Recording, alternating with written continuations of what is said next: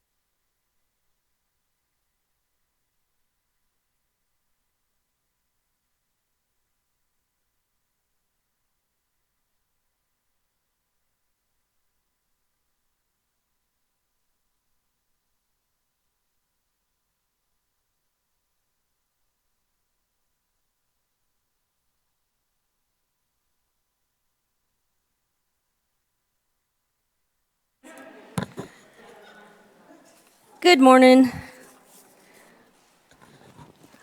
Thank you guys for joining us today. This is the Juvenile Justice Reform Task Force, and we're going to hopefully make it through all the recommendations of several years of hard work. Some real quick housekeeping items. If you need your parking permit validated, see Julie. And if you want something to eat, there are boxed lunches in the back. I just want to express my absolute appreciation for those of you that are sitting here today to help get us to this point. I think after 2 years, a yeoman's job has been done. And the people who on your behalf sat through all of the working groups to get us to the point that we are today, I want to thank them as well. This is no easy task, and I think I said to somebody the other day, change is kind of scary, but change for good's the best part, especially if it makes a difference for the lives of youth in the state of Indiana, and make sure that we can provide the best possible opportunity for youth who are Hoosiers. And with that, I'm going to turn it over to Senator Kreider real quick for him to make some remarks, and then we'll get started. Thank you very much, Representative McNamara. And so for those of you I've not met, I'm Senator Mike Kreider. I represent Senate District 28, which is just east of here, Hancock County and the northern third of Shelby County, a little portion of Marion County included in the district.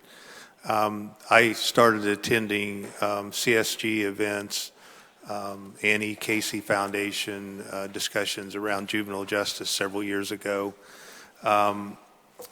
When Representative McNamara and I discussed working together on this project, really my goal is to try to end up with consistency in the way we address these issues. I also express my appreciation. I know a lot of you took a valuable time to participate in the smaller group discussions, and so for that I extend my appreciation, and hopefully this is just the beginning of a discussion that will take place over the next several years, and this is the kind of a good step forward for us, and so I appreciate your time and participation.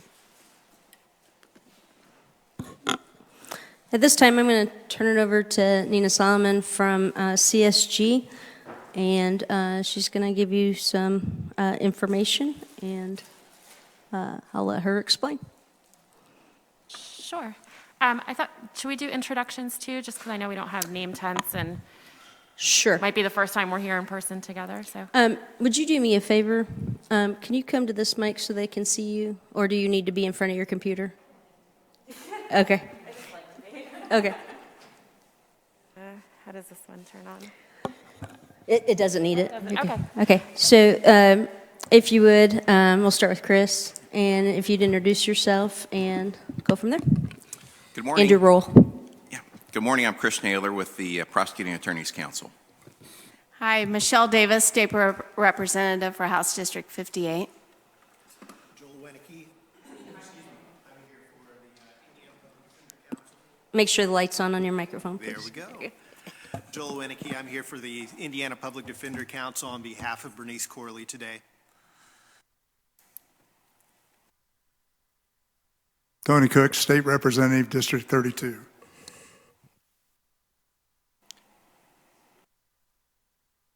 I'm Billy Bolin. I'm Police Chief in Evansville. Stephen David, Indiana Supreme Court. Good morning, Cyrilla Blackman, Deputy Director, Division of Mental Health and Addiction. Good morning, Susan Lightfoot, Henry County Probation. Good morning, Terry Decker, the Executive Director for Division of Youth Services for Department of Correction. Good morning. Don Travis, Deputy Director at Department of Child Services. Hello, Christine Kroll, Chief Probation Officer of Mary Superior Court here in Indianapolis.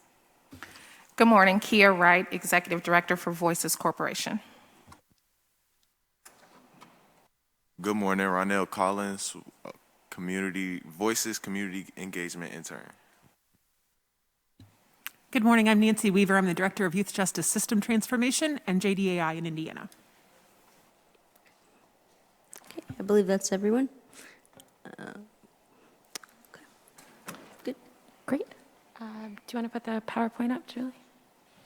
So we thought we would start this morning by having a conversation with a young person who has experienced the juvenile justice system here in Indiana, just to ground and contextualize the conversation. We had hoped to do this earlier on in the process. We did have a number of focus groups with young people and parents over the last several months, and just thought it would be best to do this kind of conversation in person. So we're really excited that Kia and Ronell are here this morning, and we'll have kind of a Q&A kind of conversation around the experiences that Ronell has had with the juvenile justice system and his thoughts and recommendations for how to improve the system and improve lives of children and families. I just wanted to start with a couple slides that share some of the key takeaways from our focus groups with young people and families. So we had the opportunity to engage in conversations with young people in detention, young people on probation, as well as youth in a residential facility, and their parents, youth in a day reporting program, and youth that serve on a youth advisory board in Marion County. And so these are just some high-level takeaways from that conversation. And it's hard because it's behind me, but I will pull it up.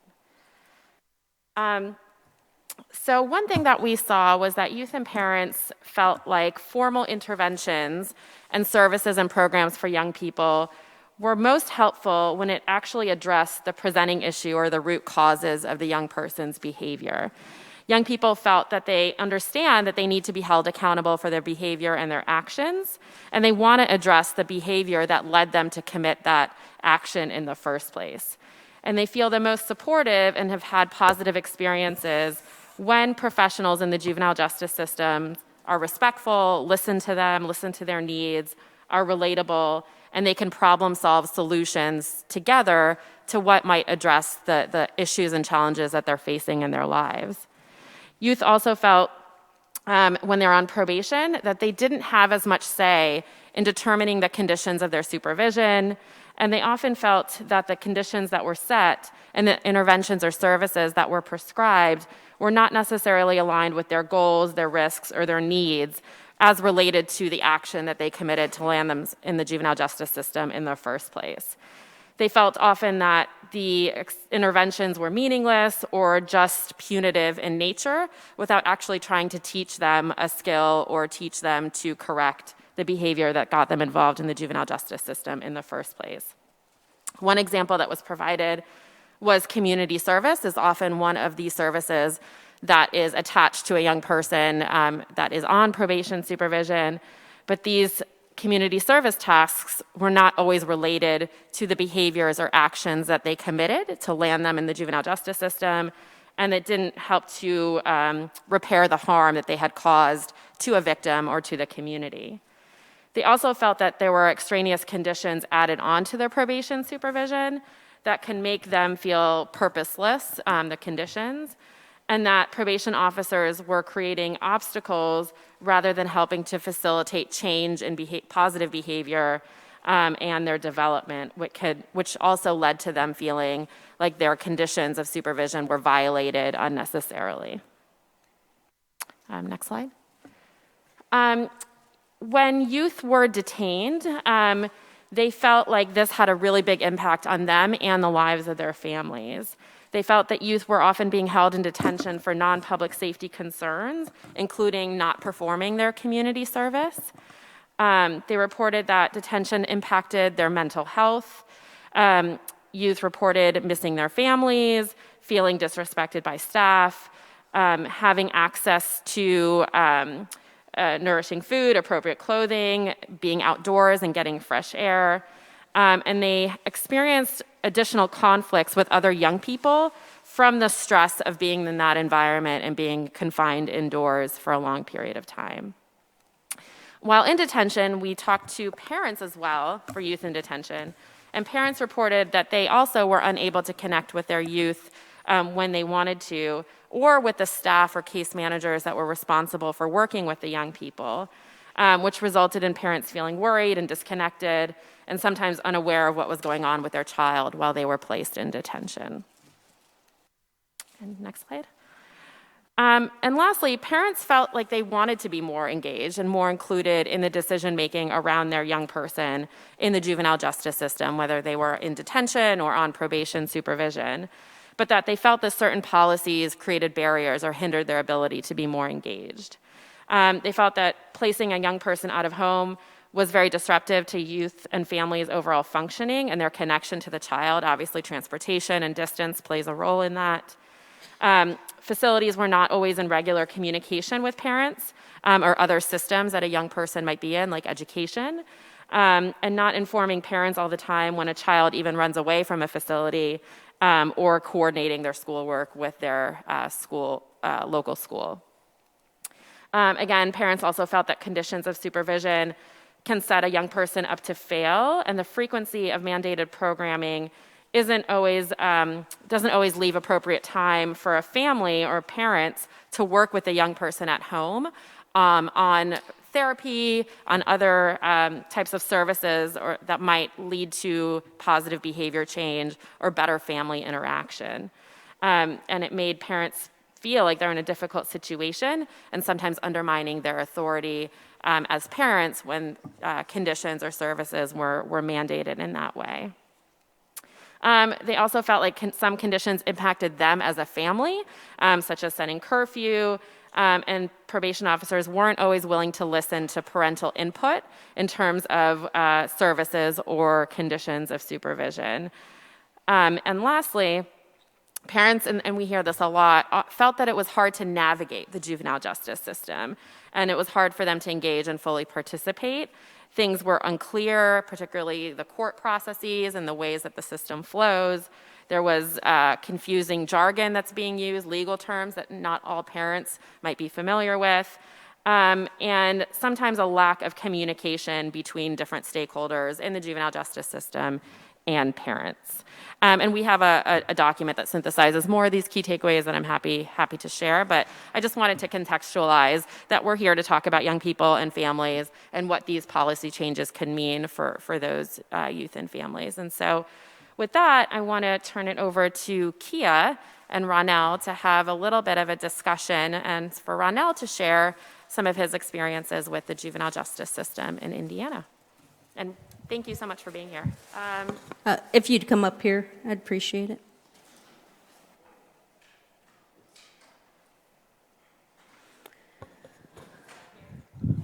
Right there. Right there.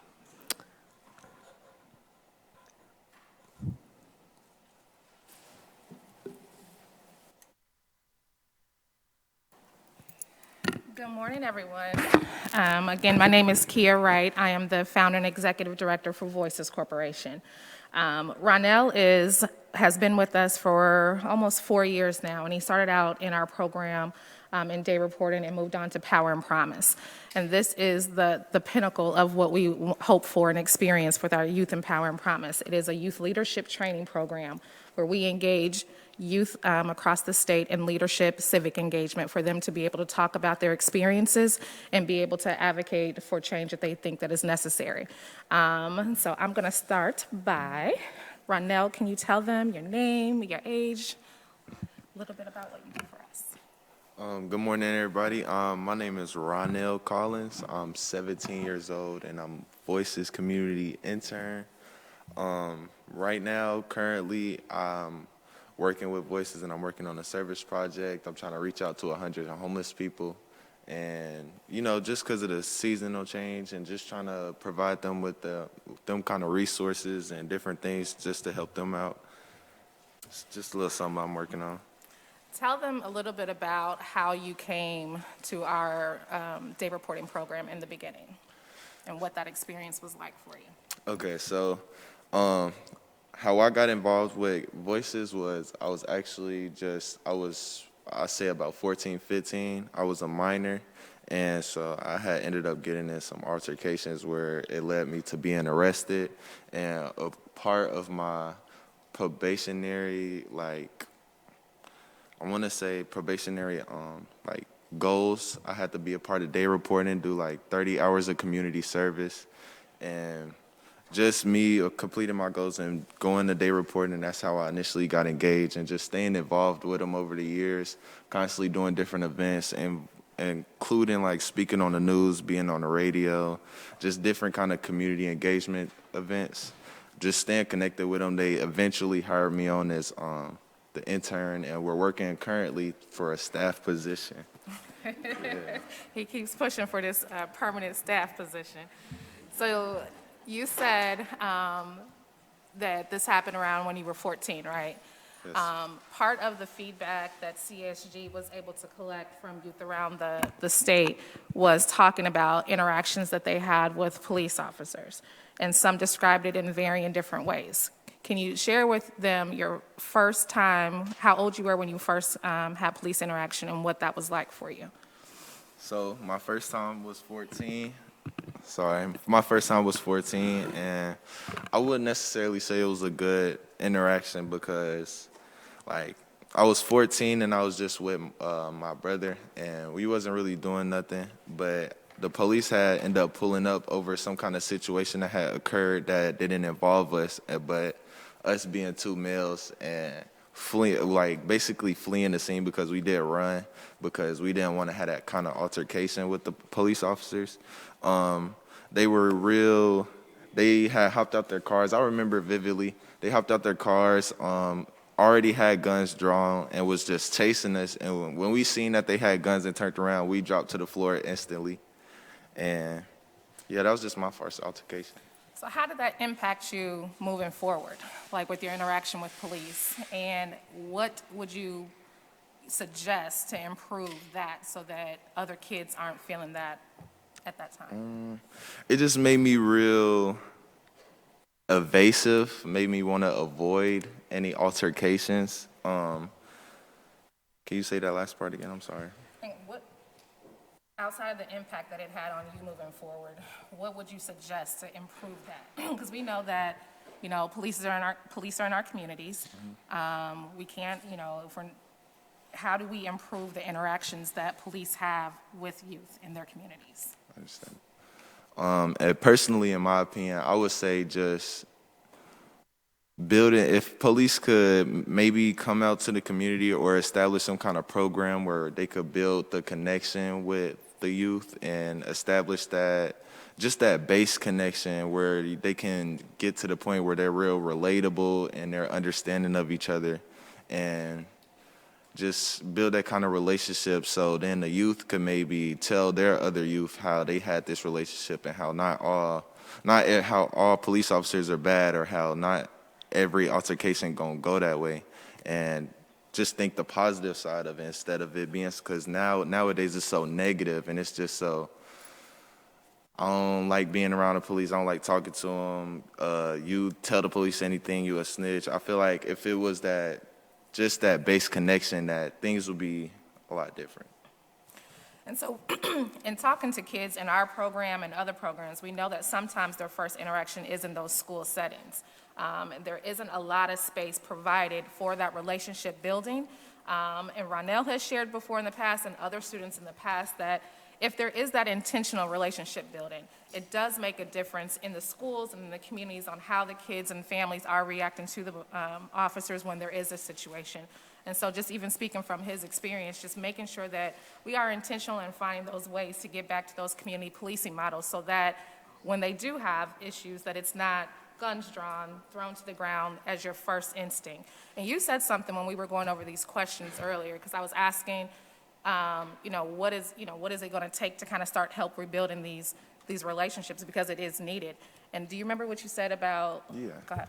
I was just saying it should be definitely more engagement because like nowadays it's so normalized that police are bad that kids might not even want to try to build that kind of connection or that kind of engagement. So I don't know how to fully fix that, but I would say like just keep trying and keep trying to connect with us because we will come around, and it might be that one youth that is just so relatable and that just makes the biggest change. For sure. So we're going to move on to your probation experience. So you got arrested, we're going through your journey, you're now placed on probation. Can you share a little bit about what you were told about that process and how you received information during that time?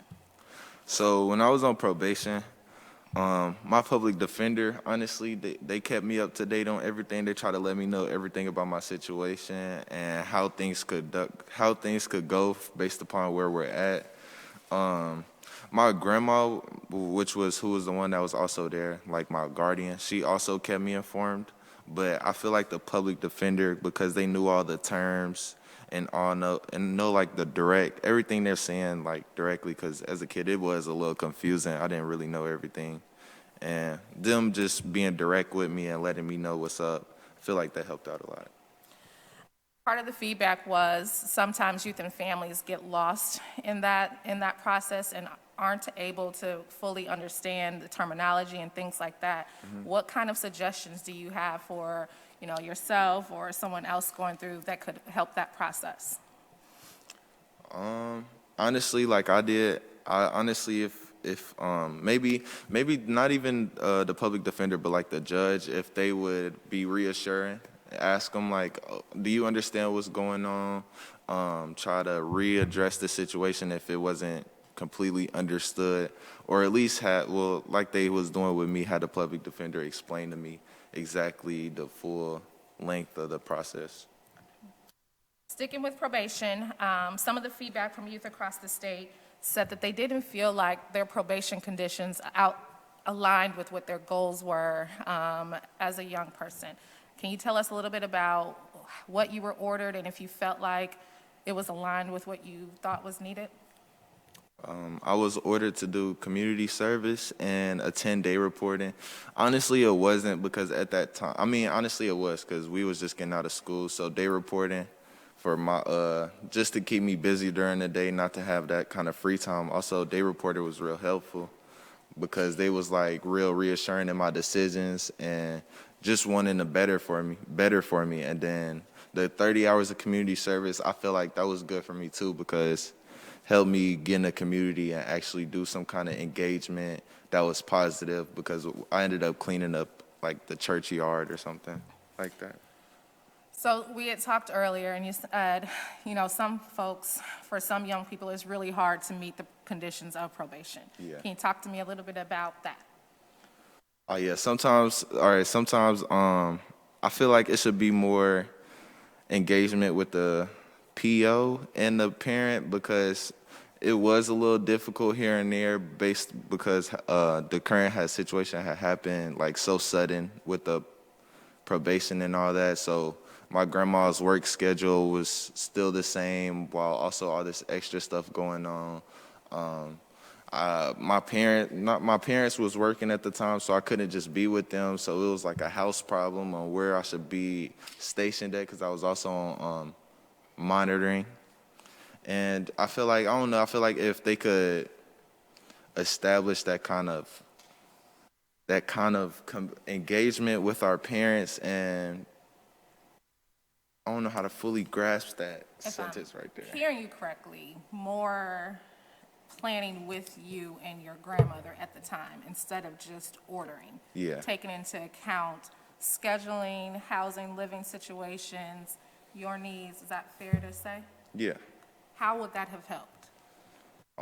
It would have made the process a lot easier and not as stressful as it was, even though I put myself in that situation. There was already a lot of stress and a lot of, I want to say trauma, but it wasn't trauma.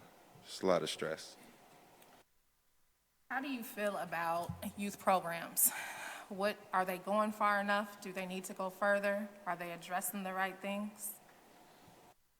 Youth programs, I feel like they're doing all the right thing. They're doing a lot of engagement with the youth, helping them be a part of different events that normal youth wouldn't be a part of. Like most people just go to school and do these other things. Me personally, being in programs and different events, I've been able to like this, coming to State House. I never done this before, sorry. And do stuff like this. I've been on the news, been on radio stations, like I said. I've done plenty of discussions out in the community, whether it was being at Sean Reed's protest or being downtown talking about just black justice and just all sorts of things. And I know we had, and part of the recommendations from the task force was the block grants. And I think this is why it's incredibly important for that investment to be made in those areas with community-based organizations. Our program specifically is very intensive. It's almost 40 hours a week with these young men, but it's the aftercare and the mentoring and the community exposure that's really important. And so I was really excited to see that in the recommendations from the task force and looking for some definite intentionality around that. Last piece for you, what do you want them to know? You know, they see the headlines, they hear the stories. There's a lot of assumptions that are made about young people. What do you want them to know? What would I want them to know? Honestly, just keep engaging with the youth. Keep being reliable, reassuring, because that's what brings the youth around. And when you could bring them around and understand them and engage with them, just have a normal conversation with them like you're one of their peers, even though you're not. I feel like that would be a major turnaround and it would be very effective. That's all we have for you guys. Well, welcome to the State House, and thank you very much for sharing your experience with us today.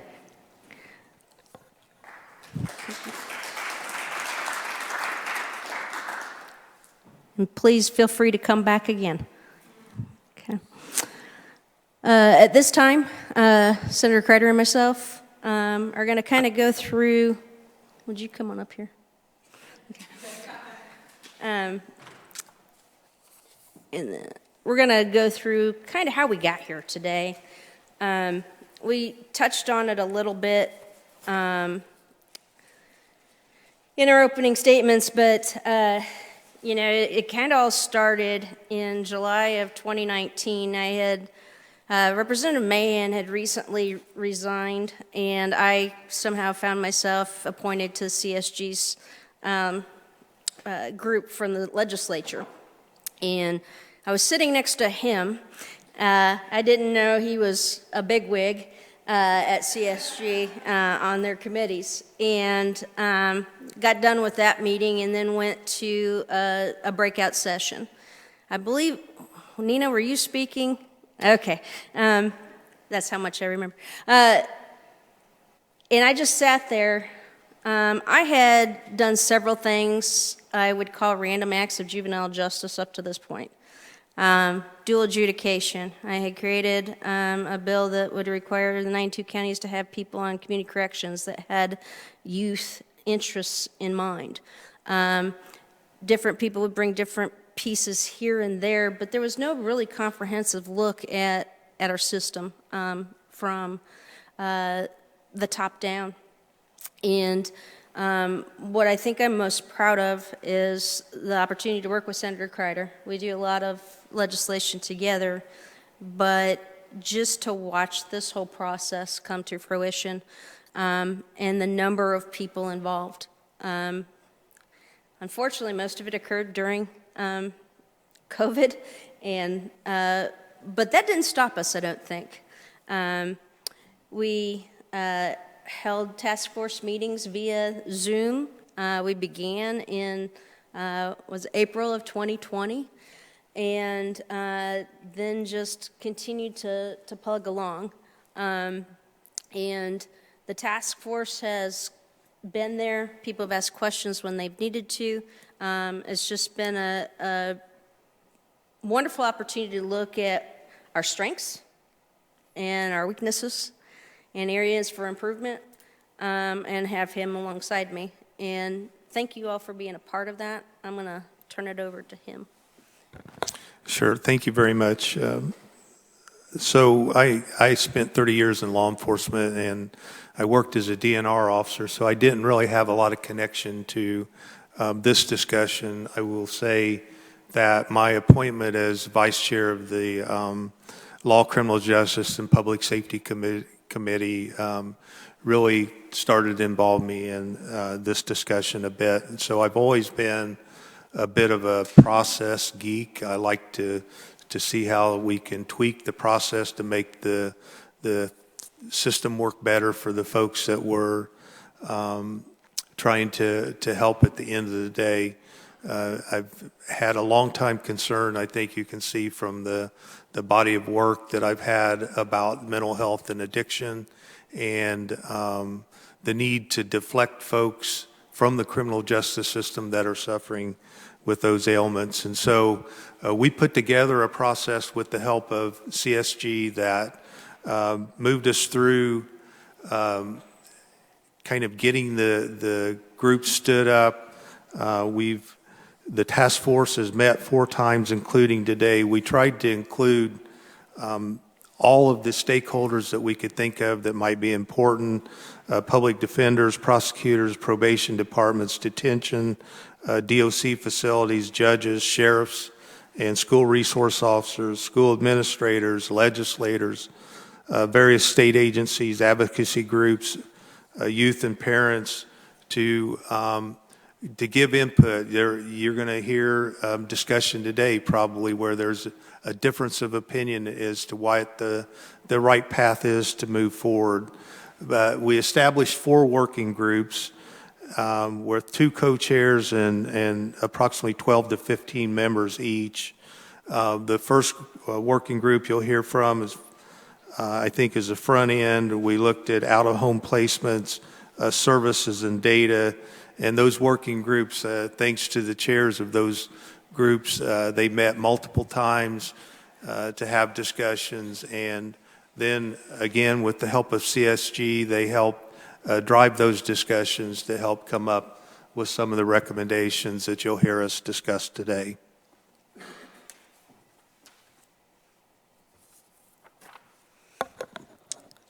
So here's the process we're going to go through today.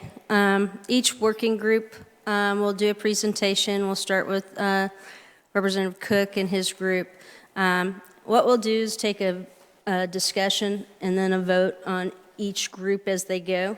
And then the first one will be front end, then the second will be out-of-home placements, next will be services, and then the data working group. I encourage you, if you have any questions, ask them while they're presenting, because I was not a part of the working groups. So they will be the ones that will be able to answer, the delicate questions or the more in-depth questions or discussions that they might have had. And then once all that's kind of washed out at the end of each working group presentation, we'll drill down on the recommendations and vote and go from there. Okay, I think that's it.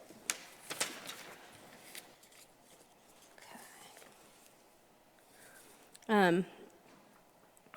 And I just want to put this up here because there's been a few people contact me, and by few I mean like 4. Question of, we got some saying we're going too fast, we got some saying we're going too slow, okay?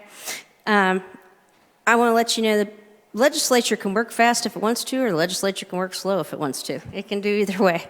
But the important part is you need buy-in. You can't force this on people across the state of Indiana, but you also can't give them unlimited time to pursue it.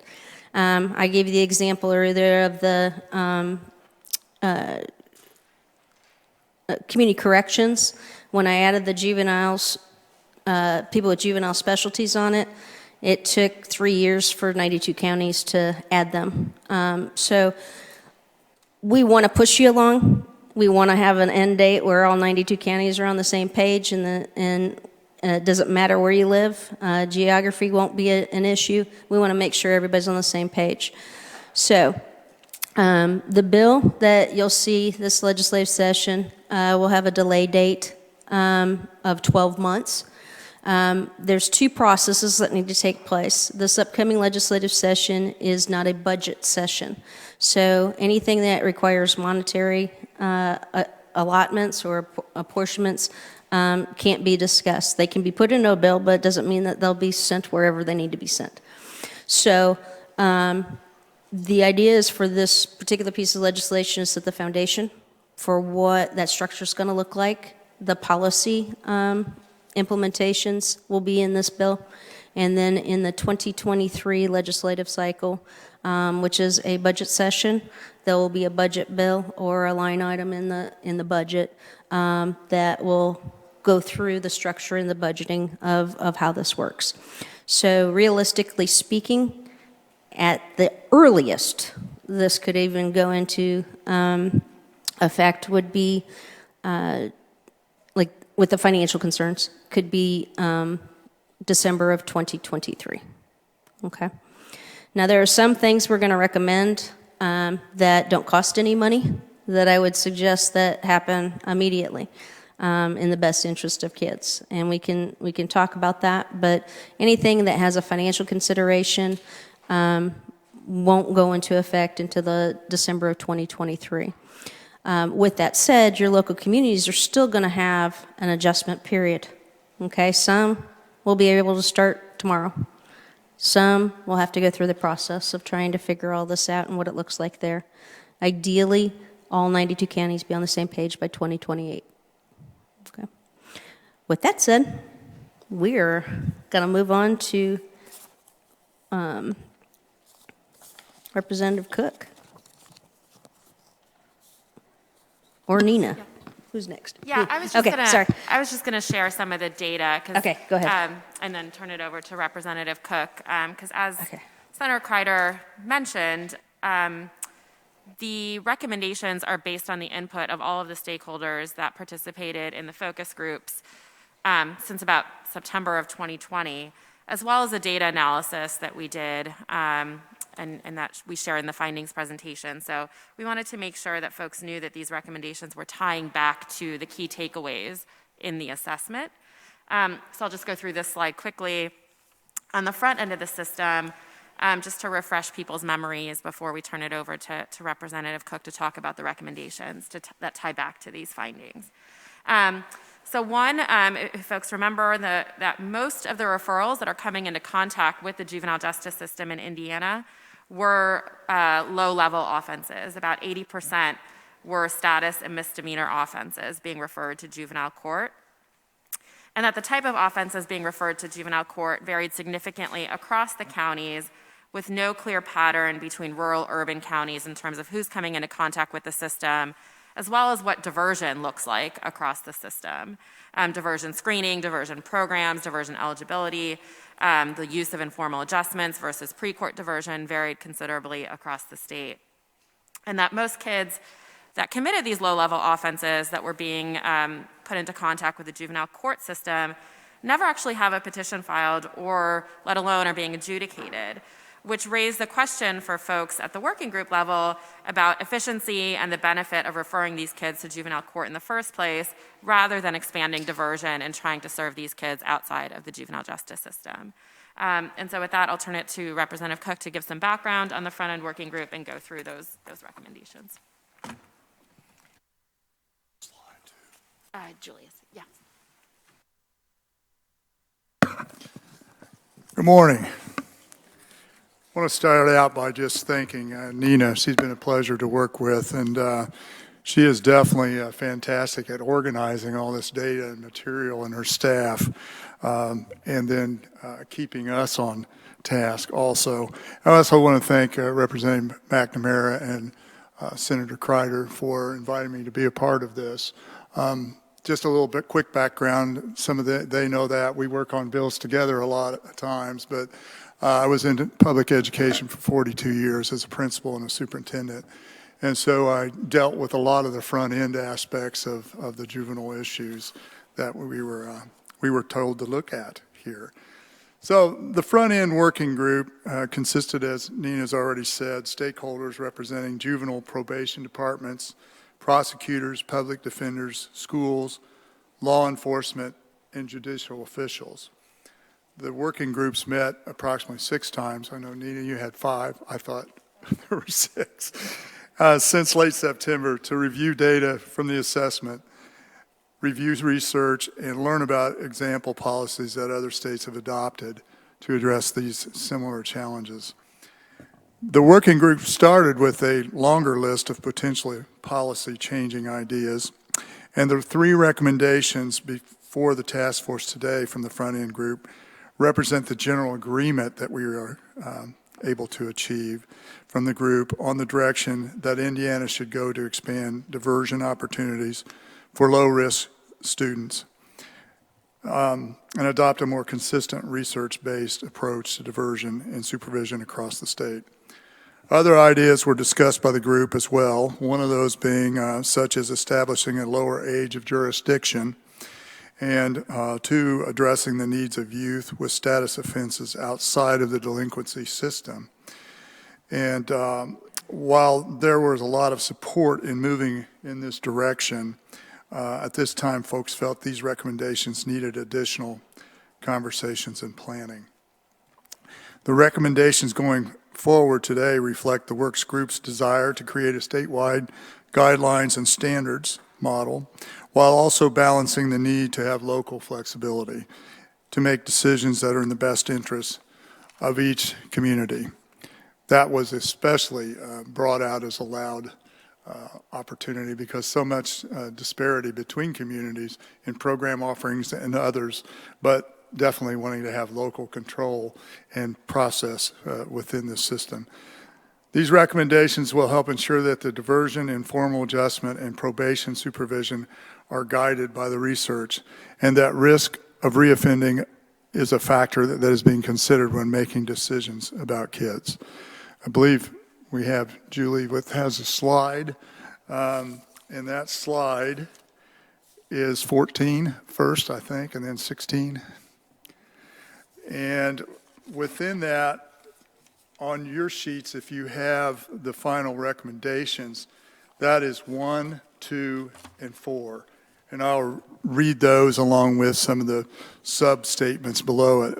Number 1 was establish a block grant and develop a funding allocation for counties to expand diversion opportunities for low-risk youth. I've got the older version. Yeah.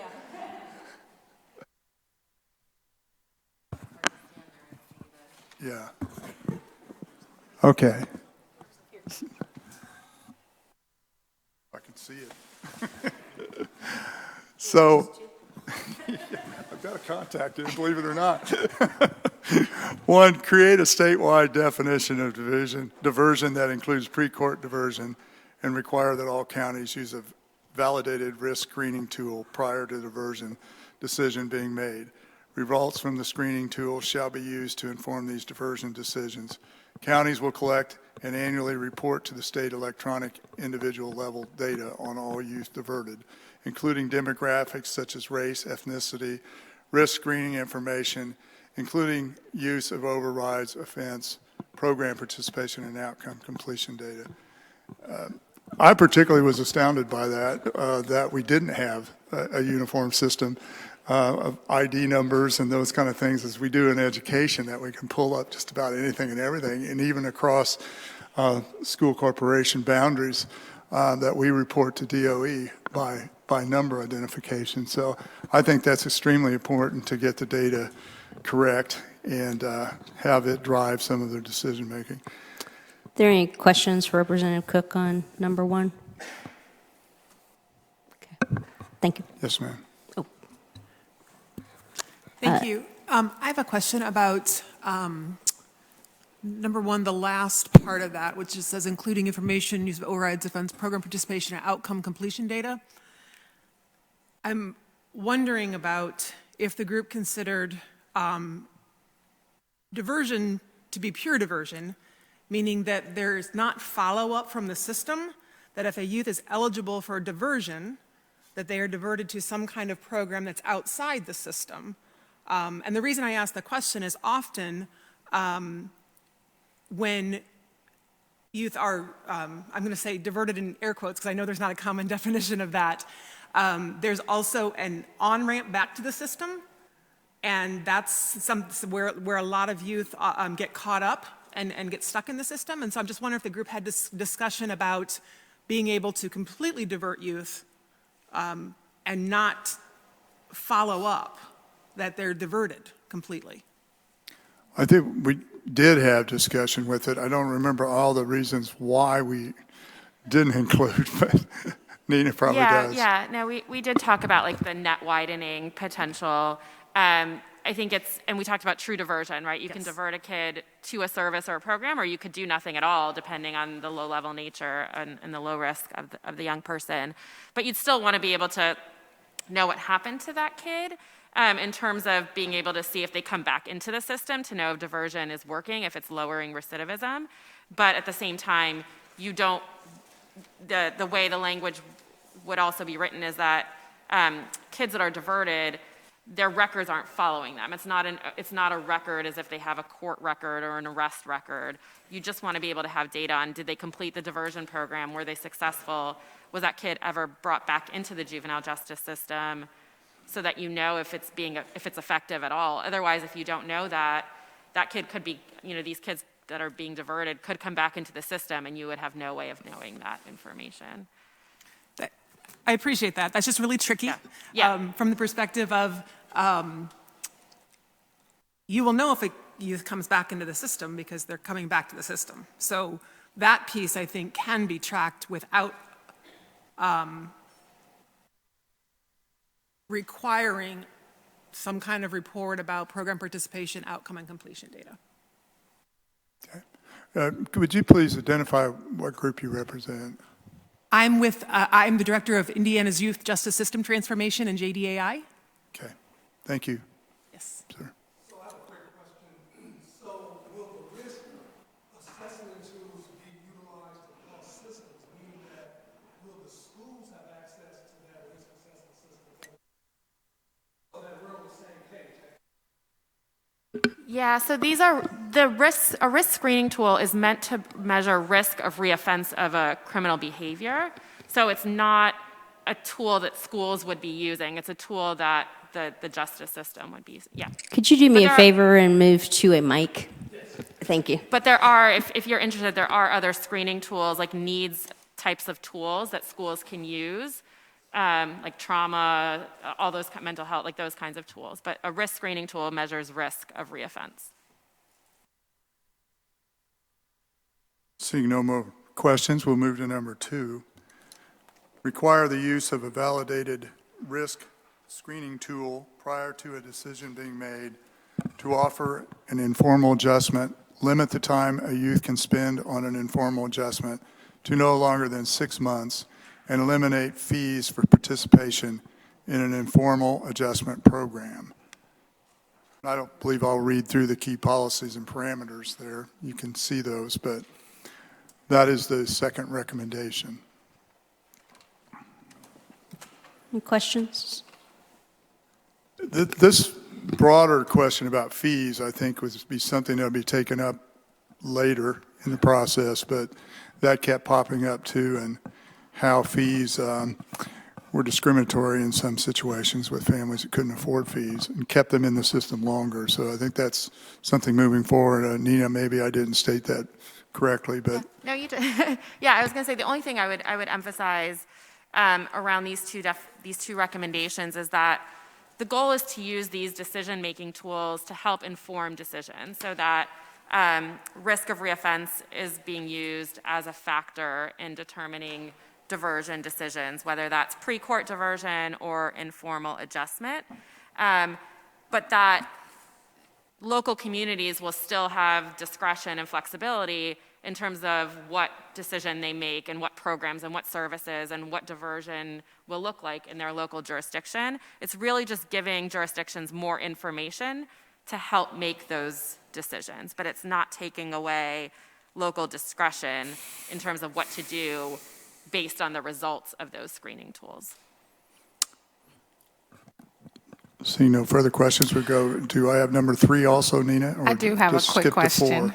4? Okay, I'm sorry, I didn't see your In terms of hand. talking about the validated risk screening tool, I'm wondering what conversation is being had about language use, the equity in the tool, and is it accounting for all of the cultural and environmental things that's going on with our kids? And I raise that because in the work that we've done, it appears that Black and brown youth are detained or have different dispositional outcomes. And I'm wondering if there's been any intentionality in thinking about the use of the risk assessment tool in whole. I would just mention there has, but no, go ahead. Yeah, there has, and that's why also we haven't seen legislation in states ever state what the risk screening tool or the risk assessment tool that folks have to use be in statute. But that whether it's the IAS diversion tool, which I know some jurisdictions are using, other risk screening tools that are validated that are out there, the planning process could help the state determine what tool they want to use. That's why it's really important to collect data on the use of a screening tool or an assessment tool to know what decisions are being made as a result of that tool and what does that look like disaggregated by race and ethnicity.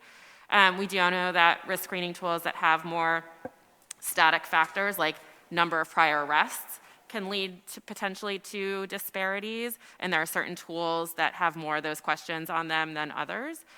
So that's something for folks to consider. But this type of legislation wouldn't require every jurisdiction to use the exact same risk screening tool. They just have to use a validated risk screening tool, whether it's the IAS diversion tool, the ARNA, or whatever other validated risk screening tool. Judge David. Just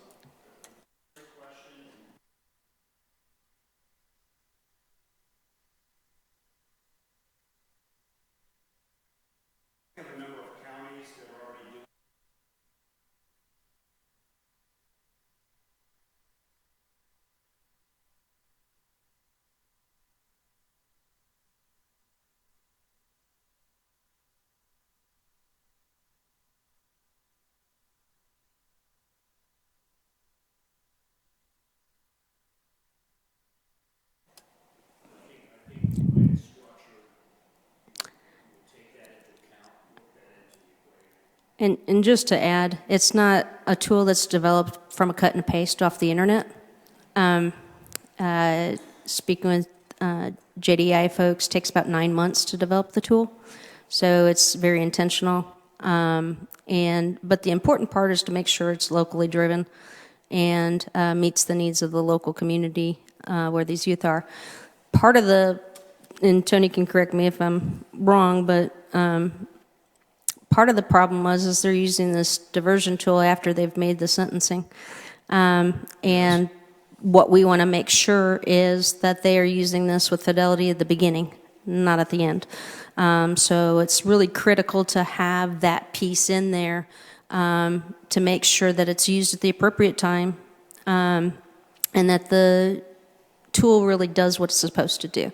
So hopefully that alleviates some of your concerns that it's not going to be a cut and paste off the internet, and it's something that's going to be implemented with a lot of fidelity. Thank you, Madam Chair. I have a question. On the informal adjustment, you're saying it has to be ends at 6 months. I mean, current statute says it's supposed to be over at 6 months, but you can add an additional 3 months with approval of the court. I'm just curious as to that conversation about eliminating the 3 additional months, because there may be a kid who just didn't finish a program or something, an informal adjustment, it needs another month or something. Can you talk to me a little bit about that ending of at 6 months? Well, there was discussion about that, I think, from probation and I think Prosecutors Association. Again, I don't remember the exact aspects of that. I know you do with your data. I guess just to further, I would hate to see a child go into the system for failure to complete their informal adjustment at 6 months if there was just a few things left that they need to be done, and it could be done with a short extension. So I'd hate for them to be filed on for that. That's what I'm looking for.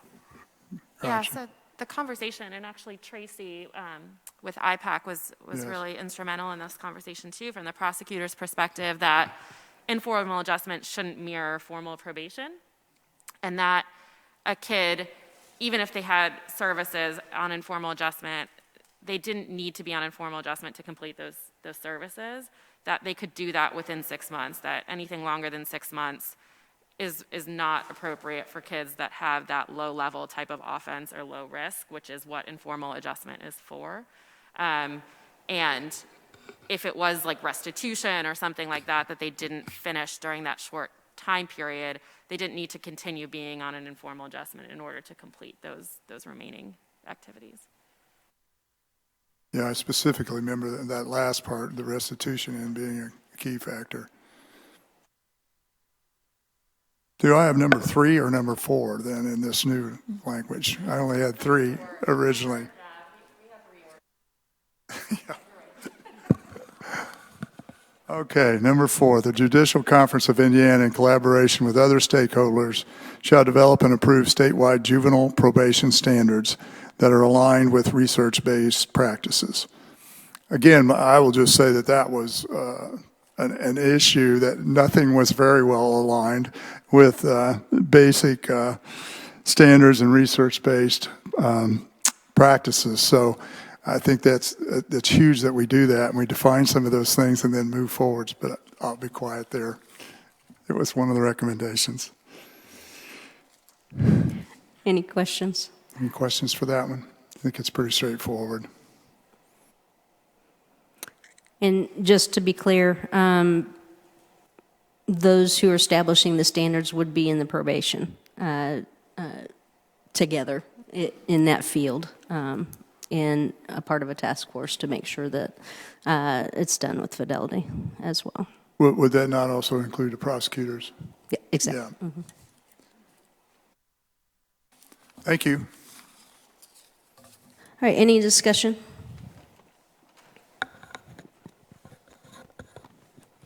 Joel. I just wanted to chime in. Thank you for letting me work with the front end group. And, you know, these things that we're proposing or came to an agreement on are actually going to be a huge step in the right direction towards, even though we're going to have local rule, but balancing the system across the state. I meet with attorneys all around the state and young people from all around the state, and I see that a lot of counties are doing things the way that they've done it for the last 20 or 30 years because that's how they do juvenile court in that system. And I think it's time to take a look at, you know, these probation standards, also infuse the decision-making with these tools in order to evaluate the individual kids. It's really hard when you're, you know, practicing in a smaller county to ignore the reality of, you know, I had this kid's parents in court 20 years ago, now he's here, and, you know, what do I need to do for this kid because I know what family he came from. So I think this is going to be a great step in the right direction in order to make the system, you know, more focused on the kid and make it the right fit, the right dose of treatment for the right kid. So that's all I have. Okay, thank you. Anyone else? All right, at this time, we'll take them as a set together. I do individually or as a, I think we should probably do individual. I think. It's up to you. Let's just do them as a set. Okay. Unless there's any opposition to that. Okay. So what we're going to do is take a vote on recommendation. He took my piece of paper, so I don't have it in front of me. Just going to bring it back.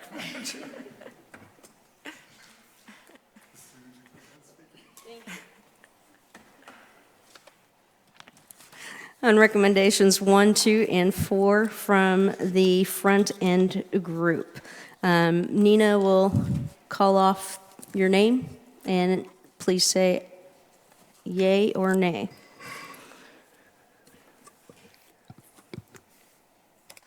Okay. I think I saw a couple people walk in, so hopefully I got everybody. Chief Bolin. Yay.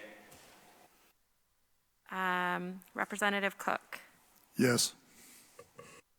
Joel Winnicky. Yes. Justice David. Yay.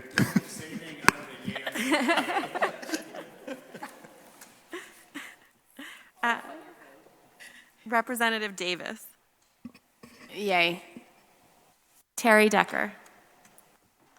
Yay. Christine Curl. Yay. Susan Lightfoot. Yay. Chris Naylor, Yes. Senator Kadura, Yes. Representative Shackelford, Yes. James Taylor, Don Travis, Yay, sorry. Nancy Weaver,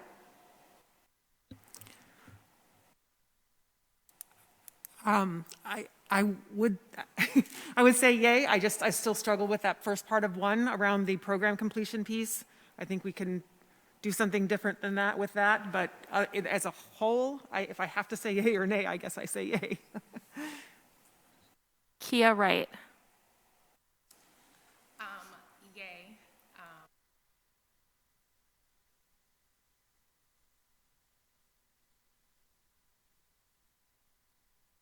did I get everybody? And the chairs, Representative McNamara. Yay, and you, Ms. Cirillo, as well. Oh, Yay. sorry. And Cirilla, It's sorry. okay. Sorry.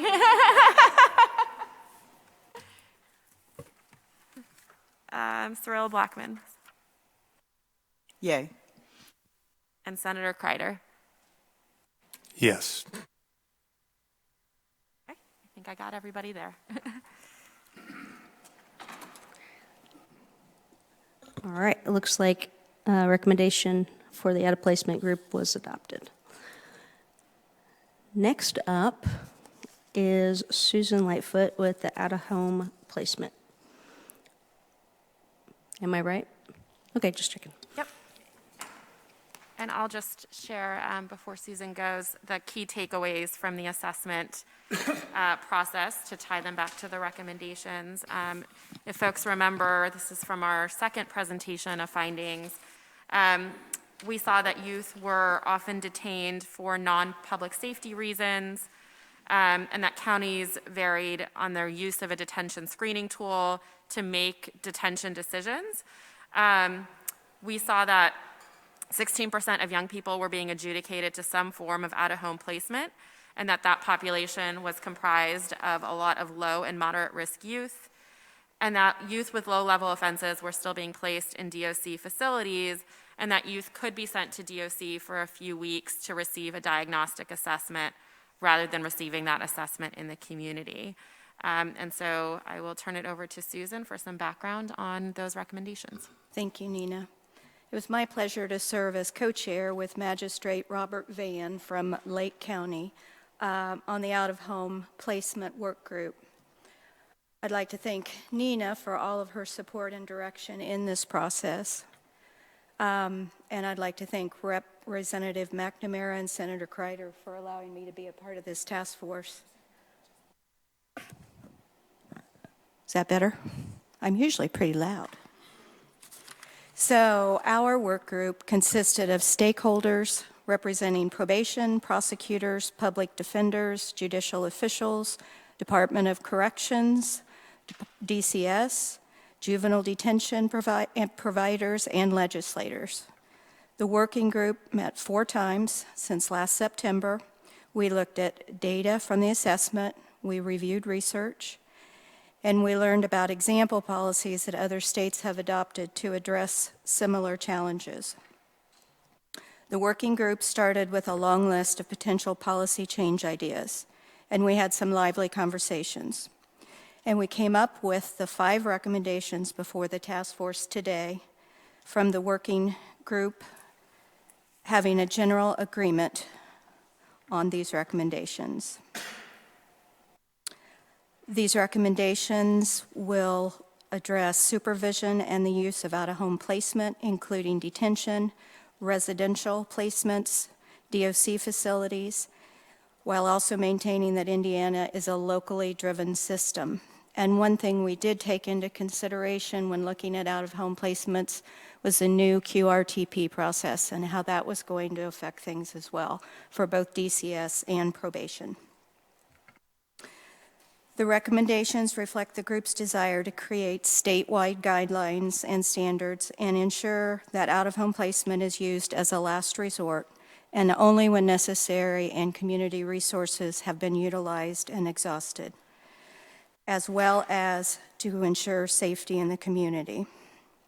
The recommendations we've made also balance the need for local jurisdictions to still have the ability to make decisions based on their unique needs and makeups, and not take away local discretion, while also providing court officials and probation more information, around a youth's risk and to inform their decisions. Lastly, one of the recommendations addresses a critical gap in Indiana's system: the need to provide our highest risk young people with services and supports when they are released from DOC back into their communities in an effort for them to be more successful. So, going through our recommendations, which are recommendations 3, 5, 6, 7, and 8, slightly out of order. Thank you, Nina. And I hope I have the most up-to-date version too, or I may be in the same boat. Number 3 would require, again, a validated risk and needs assessment to be used for all youth prior to disposition, and that the results of the risk and needs assessment tool and associated supervision recommendations be shared with all the attorneys on the case and the court through a written document. The results of this risk and needs assessment will be used by all members of the juvenile justice system to inform dispositional decisions and to determine the most appropriate decision commensurate with the public safety, victims' interests, rehabilitation, and improved outcomes for the youth most of all. The results must also be used to inform out-of-home placement decisions, and the court shall provide reasons on the record and in written form for any out-of-home placement that is recommended. Then I'll let you read the key policies and parameters, if that's okay, and I'll try to answer questions on that one if you have them. Don? Susan, this may be a little bit in the weeds, but under current statute, there is an allowance for the PDR to be waived. Yes. Because right now, the IAS, I believe, the dispositional tools incorporated into the PDR. Yes. So was the thought of the group that a PDR is going to have to be done in every disposition, or I think what was the conversation about? we did have discussions about that, and we recognize the fact that some counties do things differently. Currently, there are some counties that don't even do PDRs, but I think our recommendation is that they still have to do the risk and needs assessment to inform their decisions to the court. Correct me if I'm wrong, Nina. Yeah, thank you. I mean, that's that help? something my team struggles with, where we don't get that information either. So I was just wondering, because that would be wonderful if everyone did PDRs. That would help inform a lot of decisions. Sure. But I do understand Sure. the statute allows for a waiver. Yep. But, okay, thank Yep. you.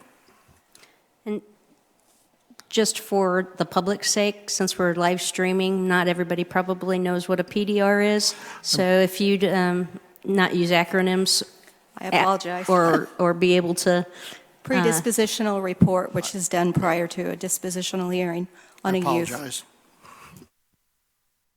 In our perfect world, since thank you for all of us in this country.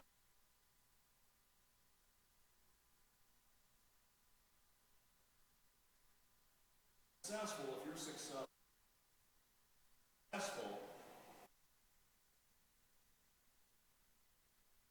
and the necessity of with the appropriate ideal circumstances, version utilization that significant or Correct. necessary Correct. because we're making better decisions, right? Well, we may find out some of those PDR situations could have been and should have been Avoided. and some of those, gosh, we didn't do a PDR. Nobody really complained. Should have been cases where we really should have done a PDR. We would have made a lot better decisions. Right. So I think with this. And just a comment to Nancy's concerns about the diversion, our work group did have a discussion on that, and I think we discussed the possibilities of schools being loaded up with some resources and abilities to do the diverting rather than it getting all the way to probation to do the diversion. Any other comments, questions? Nancy? I have two questions. The first one is, and I don't know how this would translate, if it would directly translate to statute or whatever, but the first line about having it conducted, is there a way to say something about requiring it to be used? Because I think one of the findings, early findings, was that assessments are being done but not necessarily used. So just by leaving it has to be conducted doesn't necessarily mean that it will be used to guide the dispositional decision. So that's just one comment. And then the other thing is the last sentence about the court shall provide reasons on the written record. Does that differ? I believe that the court has to provide reasons now that are like, they're kind of like the 4E findings. There's written findings now. But is that different? Would they? I'm thinking about the burden on our judiciary to have additional findings, or are these duplicative, or how does that? What were the findings that were discussed? Help me on that one, Nina, a little bit. Yeah, so on the first point, that's what that second sentence is for. The results will be used by by the court as well as the parties to the case to inform dispositional decisions. So it has to be conducted and used to inform those types of decisions, whether that's disposition and the use of out-of-home placement.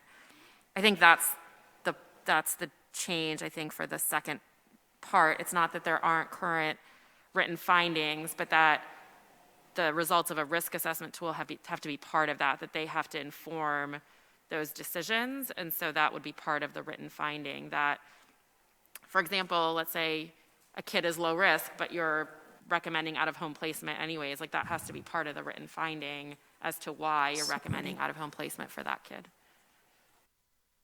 So those findings are directly related to review of whatever the tool is. Okay, thank you, appreciate it. And I think the bigger challenge with this one is going to be finding the right tool that everybody is comfortable using and has faith and value in. That's a tough one, because I was involved in the IAS development, and I know what a big job that was for, at that time, the Judicial Center and all the parties involved with, I'm sure Christine, I think she may have been involved in all that too. It's just really tough to find something that fits a Lake County and a Henry County and all kids and youth of color and everyone in general and is fair and just. Any other questions? Okay. So our next recommendation is number 5. The work group is recommending that to require a validated detention screening tool be used statewide prior to detention decisions being made to inform those decisions, and to establish statewide guidance for the use of overrides of the tools that minimize subjective decisions to hold a youth in detention. While also allowing for local flexibility.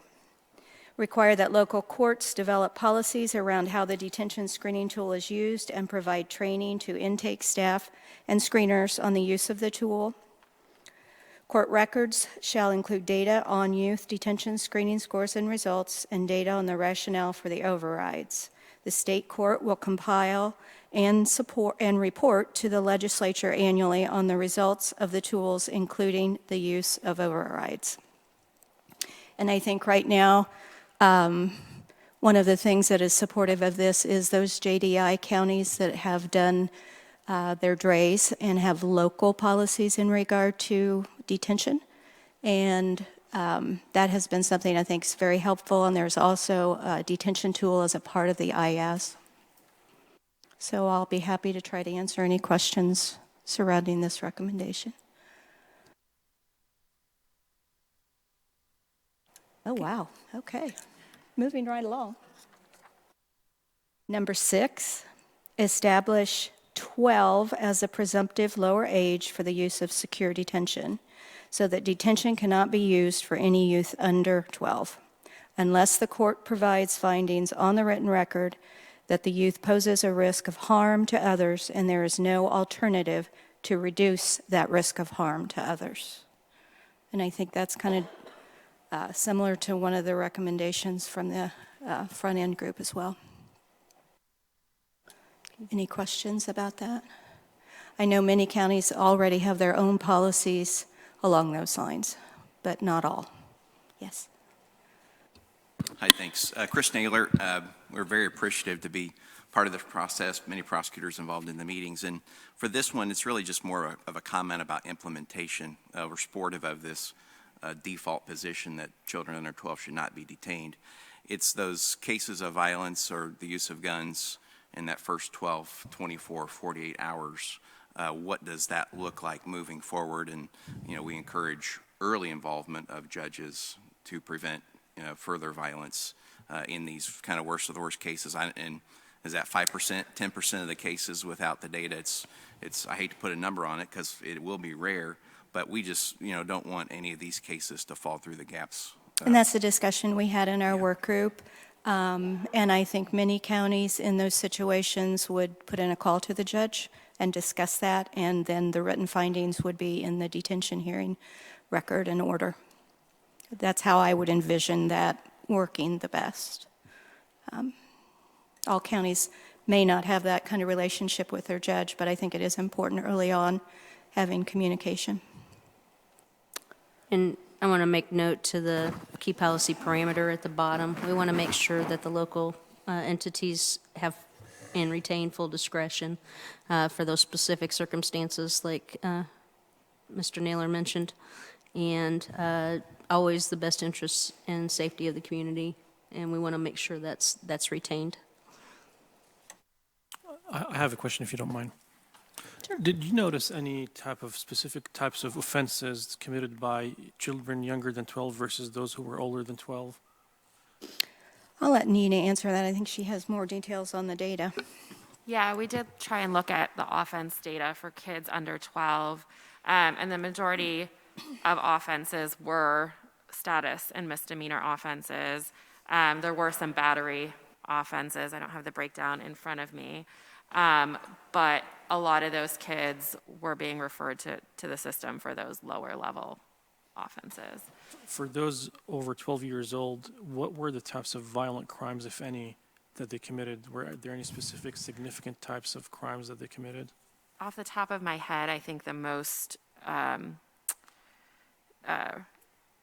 the most likelihood was battery assaultive, like battery type charges. I'd have to go back to the data to look specifically, but we did have it broken down by offenses. But even when we looked as a whole, and we said 80% of referrals to juvenile court were for status and misdemeanor, we also looked at whether that was person versus property or drug type crimes, and the majority were not, whether misdemeanor or felony, were not person offenses. They were more drug or property type of offenses, although there were definitely some, but I don't want to speak without seeing the data. Okay, I appreciate it. Thank you. Justice David? Just a short follow-up to Mr. that would suggest not to tweak it. One is in the subsequent conversation,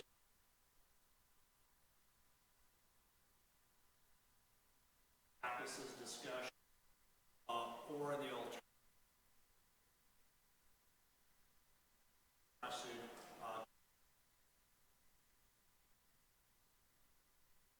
Don't want to do, and I think it's directly to Mr.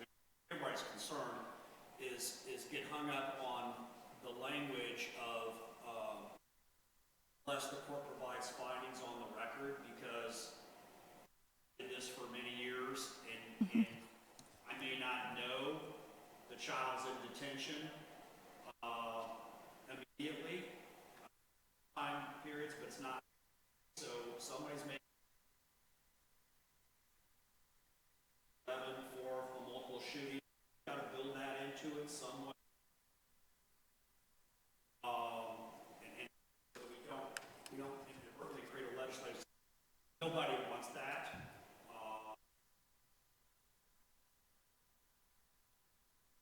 I'm not suggesting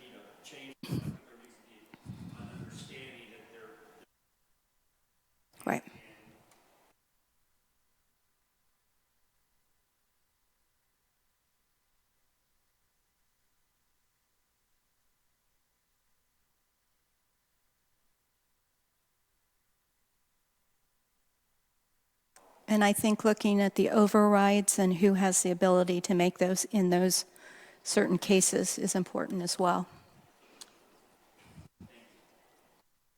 Anybody else? I'd just comment too where I think Judge David was going, because there was some discussion in our group about the responsibility towards the victim in those catastrophic type issues. So I think that is very important. Absolutely. Anyone else? Last one, number 7. Require that all youth committed to Department of Corrections custody receive county-provided contracted services to support their reentry back into the community and to reduce recidivism. Counties shall maintain at least monthly contact with youth and their families during their duration in placement and collaborate with the Department of Corrections in the development of a formal reentry plan. And this is one we had a lot of discussion about and discussions with Terry. It's often hard for that youth to go back in the community cold. And if local county probation has at least a monthly contact while they're in there, they can keep track of how they're doing and what they're doing and maybe what their needs are, and work in conjunction with Department of Corrections in coming up with a plan for their reentry. And that could be a contracted service possibly, or services possibly, or there are some counties that resume jurisdiction of their kids when they come out of Department of Corrections. So that was one that we wanted to leave a little discretion in what works best in which size of counties. Any comments or questions? I really appreciate the opportunity to provide these kids with services and supports. I know, speaking for many public defenders, we don't want to see this transition into additional supervision of kids who wouldn't otherwise be supervised in a way that they have probation type terms holding over their heads upon release from the DOC. And I don't want to see a kid who has been very successfully worked their way through the DOC, maybe months later being pulled back into the DOC for something like a marijuana usage or something like that. And I know that's against the law and that they shouldn't be doing that. Right. But there's going to be a temptation that along with services and supports is going to come additional supervision that is going to have rules-based requirements where we're not already using those, which then generates that opportunity to pull the kid right back into the system. I know exactly what you're saying. I had to get my head around this one because a lot of times we feel like the kid needs a clean slate when they come out if they've done really, really well. But even if there would be a way to contract for services that probation isn't involved in, I think those would be supports for the youth. Or at least work with Department of Corrections if they were able to have some funding to contract for some of those services. We kind of talked around all those different ideas. And it would be my hope that, I'm going to call it the probation task force, would be able to address some of those concerns as well. Because, I mean, from an educator's perspective, I had many a student return from the youth care center into my classroom with nothing. They'd go straight from there into my classroom and or into my school, and didn't really have any help to reenter. So it's my hope that I'm just going to call it the probation task force. We'll be able to address those kinds of concerns.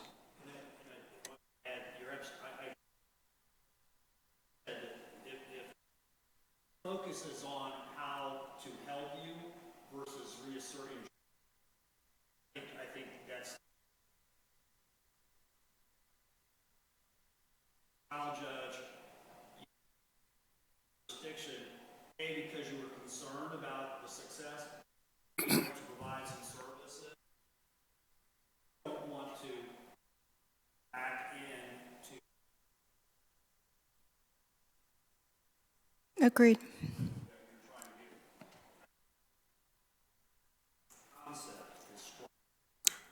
I just want to say, I think it's very important that when you're providing community services, I served as a clinical counselor through transition, through restrictive placement, and I went into the prisons and worked with the kids that were in my school. I was kind of moonlighting, having 2 jobs.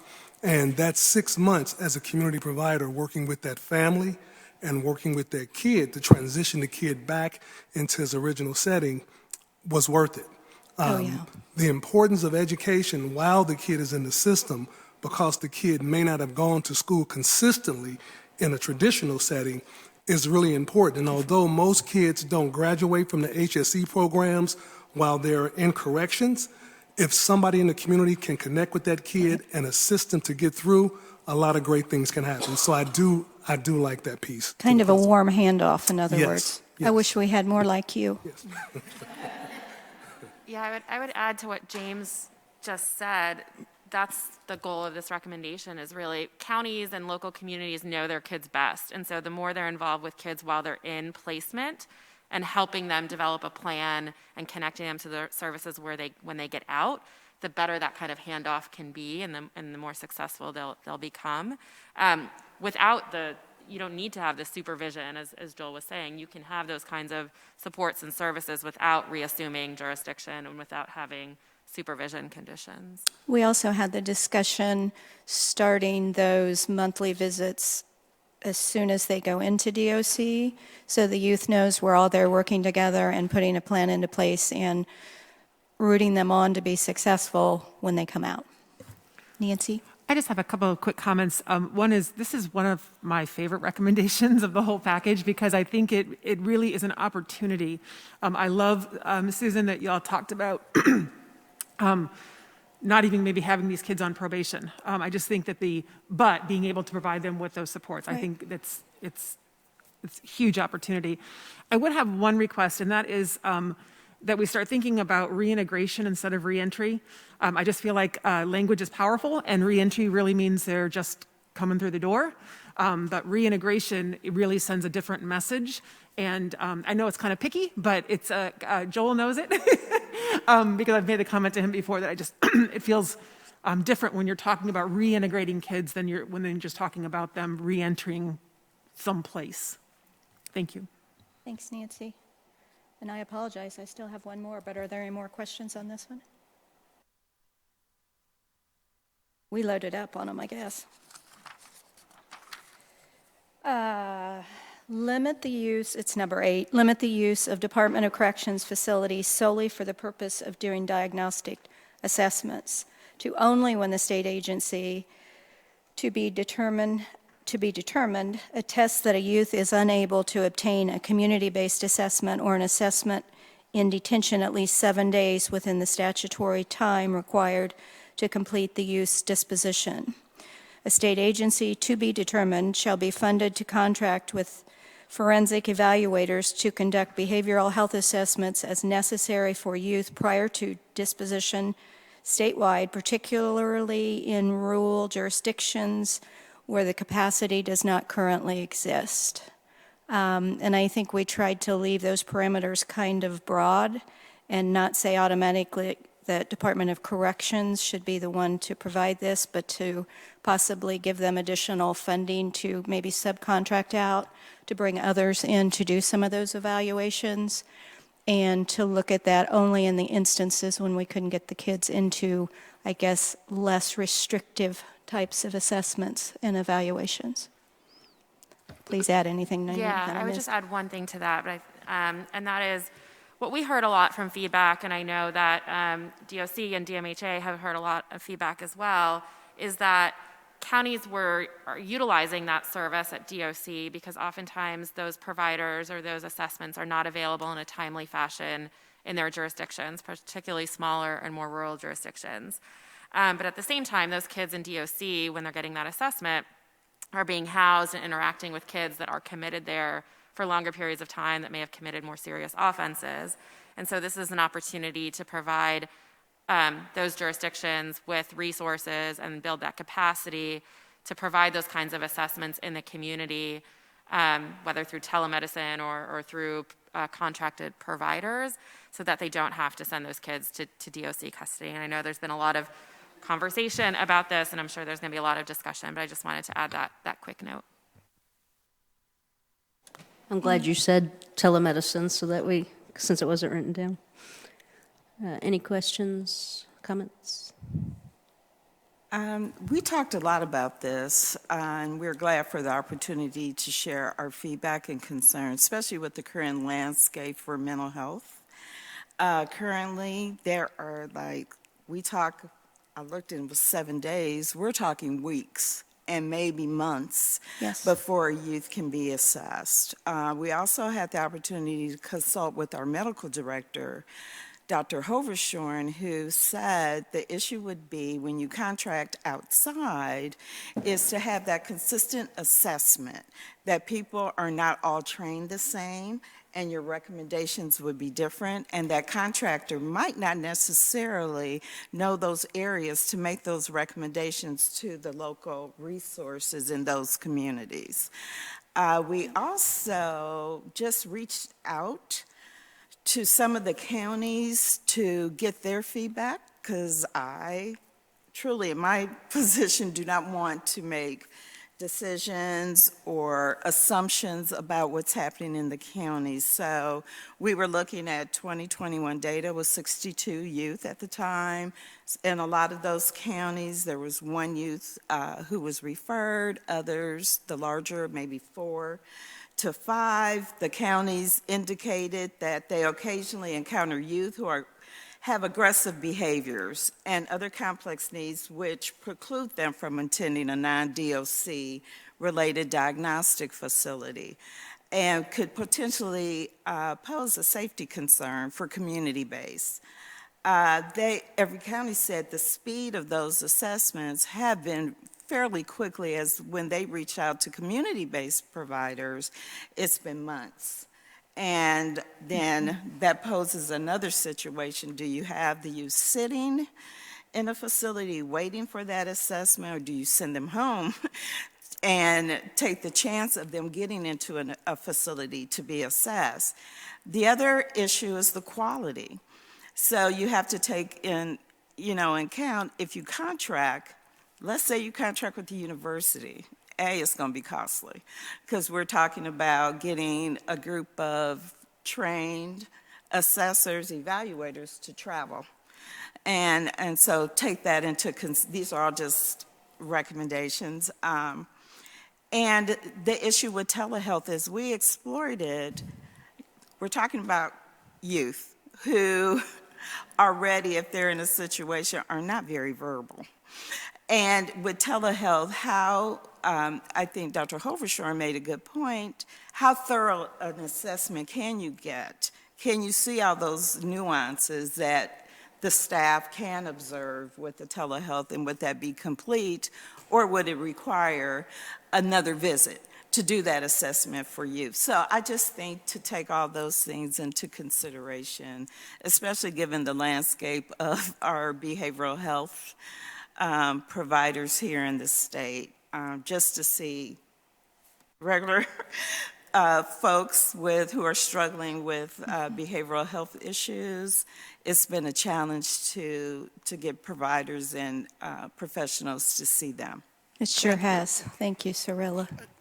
I would add that the Department of Child Services have service standards for diagnostic evaluations, and those are available to probation youth. But I agree with Cirilla that the challenge is the workforce right now. We have contracts with a lot, and it's still weeks and months out to do community-based.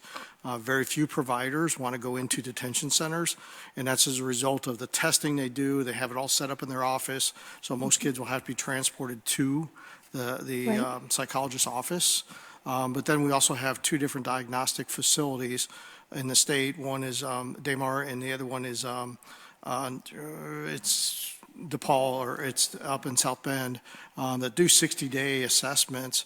But again, given the landscape of workforce, it's difficult to get them in because they're just not the workforce, or particularly those specialties in youth across the state. I think even when we were looking at another statute last year with competency for youth, there were still some challenges with the number of professionals that would be experts with juveniles across the state. It's critical right now, Don. There's no question about it. And we did have discussions in the work group to please not take things away until you can put some things in place to take the place of them that are better and more supportive. So that was a concern I think a lot of our folks had. This is the one that I certainly understand what we're trying to fix, but this is the one that makes me the most nervous, because for every child, if it did happen where I don't want to spend the money locally, so I'm going to send them to DOC, whatever the negative factors in making that decision, you do have those situations where the child, I don't have a detention facility in my particular county, and the child, maybe that situation of the gun violence that we were talking about early, so it's a horrible one-off, and I have to find some place that will take them, and I want to get that assessment. So I think we have to be careful about that. I'm concerned about only when a state agency to be determined. So I think the devil's really in the details here. I applaud what we're trying to solve, and we're not here a wordsmith, but if it was a little bit more, a little less, this is the way it shall be. I know there's a delayed, and that's good, but this one, if it goes, it really has to have some work, some collaboration on the language, because we don't want to make things worse for the two kids while we're making it good for the two kids, right? I mean, that's the real challenge there, and understanding that DOC did this at the request of juvenile court judges who had no alternatives and no place to do this and no money to do it. So that's the origin. At least I was involved in that origin of it, and it's good to be replacing it or coming up with something better. But that's the challenge and the trepidation on this one. But I mean, The other thing we discussed in the work group was the quality of Department of Corrections evaluations. They're really good. Not that we want to overuse them, but it's only as good as its thoroughness, the report, and all the educational information and testing that comes along with it. I guess just one question too to think about, and I know Justice Davis said we're not here to wordsmith. I mean, I think we are here to think through, like, if there's language that people would be more comfortable, or a recommendation, if this concept is something that people are supportive of, if it's said these few things, or if it was altered in this way. I think that's something that folks could discuss today. I would ask, though, if Terry wanted to talk a little bit about how these are currently done in DOC, because they are contracted still, right? Don't you contract for the assessments? And is there a way to shift that contracting over time? I'm not saying effective tomorrow, but so those assessments could happen more in the community without taking away the ability for kids to be placed at DOC for this reason completely, but somewhat incentivizing people to be able to do this in their community. The diagnostics, we don't contract them out. DOC contracts all of their medical. So right now, Centurion is our contracted provider for adult medical, juvenile medical. Therefore, our psychologists, our psychiatrists are all Centurion contracted staff, but they're just our staff, if that makes sense. They're contracted staff, but they're in our facilities. So when they're not doing diagnostics, they're working with our kids.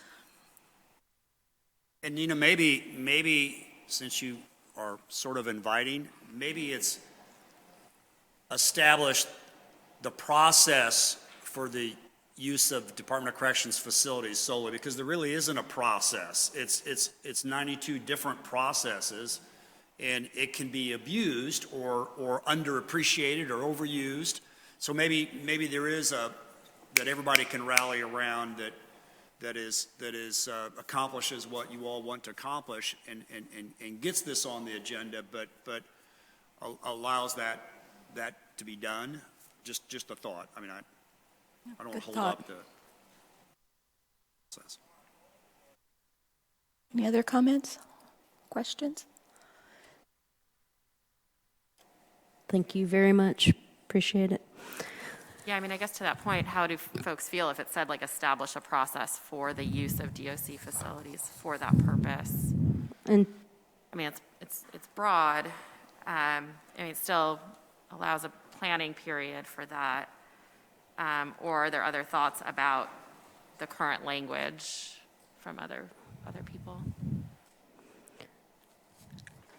well, Justice David is very good at wordsmithing, so I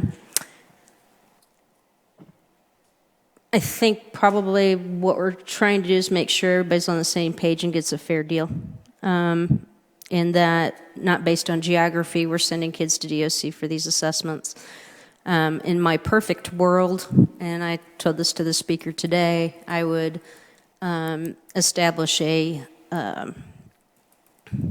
scholarship program like we did for teachers, for psychologists and social workers, so that we could help fill this void, because the only way to build capacity is to steal them from other states at this point.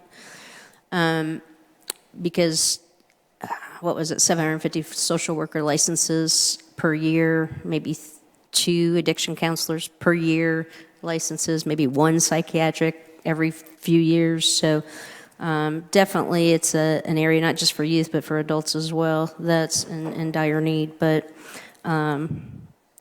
if we can work on the words around the process, I'm comfortable with that if you guys are comfortable with that. I think that doesn't scare judges as much as it would be to say you can't or you shouldn't or shall. Okay. Go ahead.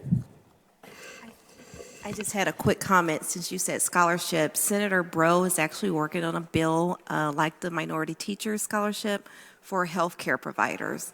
So I will make sure that she adds in there psychologists and social workers in her legislation, and it will be put on the IBLC's agenda.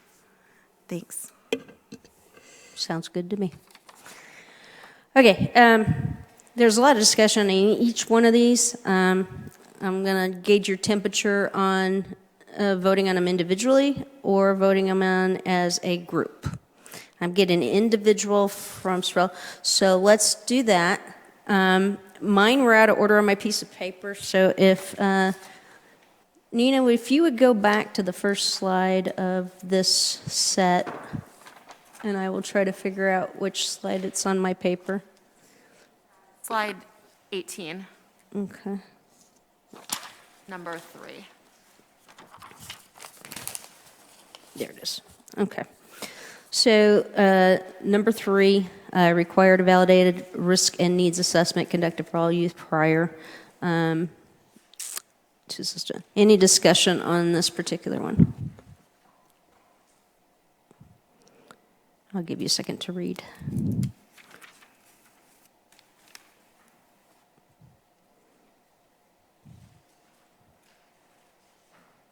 Okay. If you'd take roll, please. Sure. You can say yes, yay, aye, or nay, nada, or no. Just make it harder for me. Okay. Cirilla Blackman. Yay. Chief Bolin. Yay. Representative Cook. Yes. Joel Winnicky. Yay.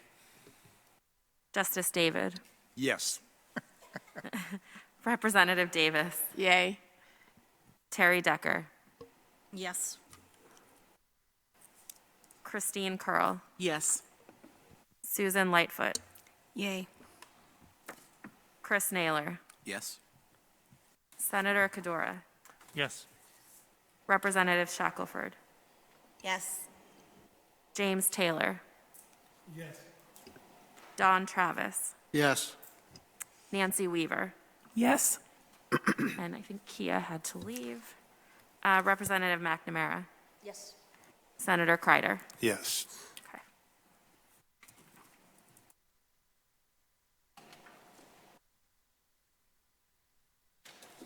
All right, the next one is number 5.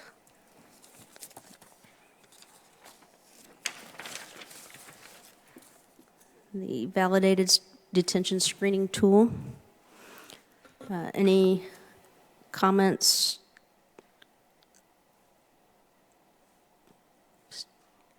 Okay, go ahead. Cirilla Blackman, Yes.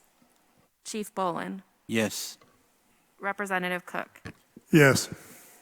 Joel Winnicky, Yes. Justice David, Yes. Representative Davis, Yes. Terry Decker, Yes.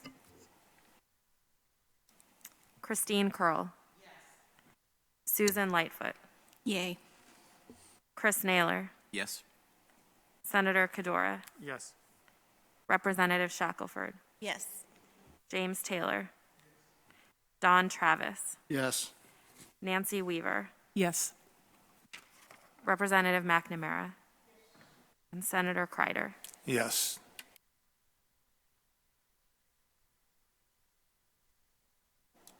Okay. Number 6. Any? Yeah, again, I expressed concerns earlier, want to be supportive of this, support the work group, just so that with the understanding that there may be detention periods, very short until a court gets involved, kind of matching the current process, but minimizing the number of children detained. So, but I'm supportive, just wanted to make that clarification. And I believe Justice David mentioned something about best practices, and we can also weave that in there as well. Okay. Any other comments? Okay. Oh, sorry. Just briefly, hopefully when we're talking about 11-year-old kids and younger, residential placements that have the ability to have staff-secured facilities will be willing to work with kids even if they've been caught in the community with a gun or had a battery against a parent or something like that, knowing that since it's a child that young, they should be able to deal with those behaviors with the kid in their facility. So I understand that, maybe there might be an extraordinarily rare occasion when secure detention has to be used. I hope that we're looking to those opportunities for a residential placement as opposed, and part of the reason why we really have tried to push this, my agency, is because of that legislative enactment allowing juvenile arrestees, the 16, 17-year-old kids who have been charged with actual crimes, things such as serious as murder, to be held in a detention center, these secure detention centers. We don't want to see these 11-year-old and younger kids held in the same facilities with those kids for obvious reasons. I just want to add to, and I appreciate your comment about residential, but it's going to have to be a bigger conversation about where those residential placements are at in terms of safety and security. A lot of times we're seeing children who have aggressive behaviors acting out and hearing this kid needs to go today. And so unless we put something in place, either training, additional dollars, or something in that, we're not going to have residential placements who would be open to doing that because they're having challenges now. Representative McNamara, is it possible, since Chris is here and Joel's here and everybody's here, and Nina, is it possible to establish 12 as the presumptive lower age for the use of, would it be appropriate at this stage, but non-emergency security? I'm just trying to avoid somebody getting all bent out of shape about this as a proposal and not focusing on what we're trying to do, because we're not capturing our caveat, right, that everybody's concerned about.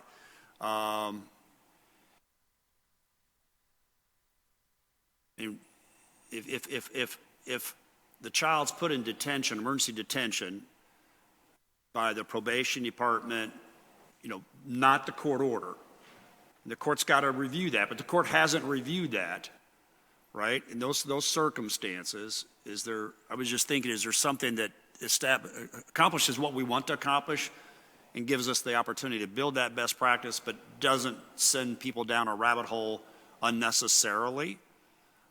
Because nobody's going to be too concerned about what our conversation was. They're going to be concerned about, you voted for this, or you voted against this, and I was just curious. Maybe it's not possible.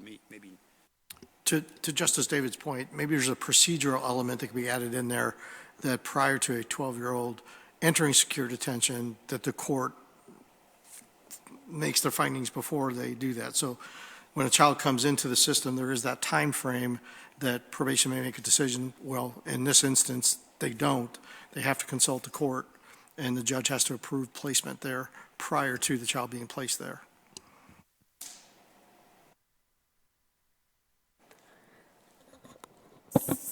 So what I'm hearing is two things.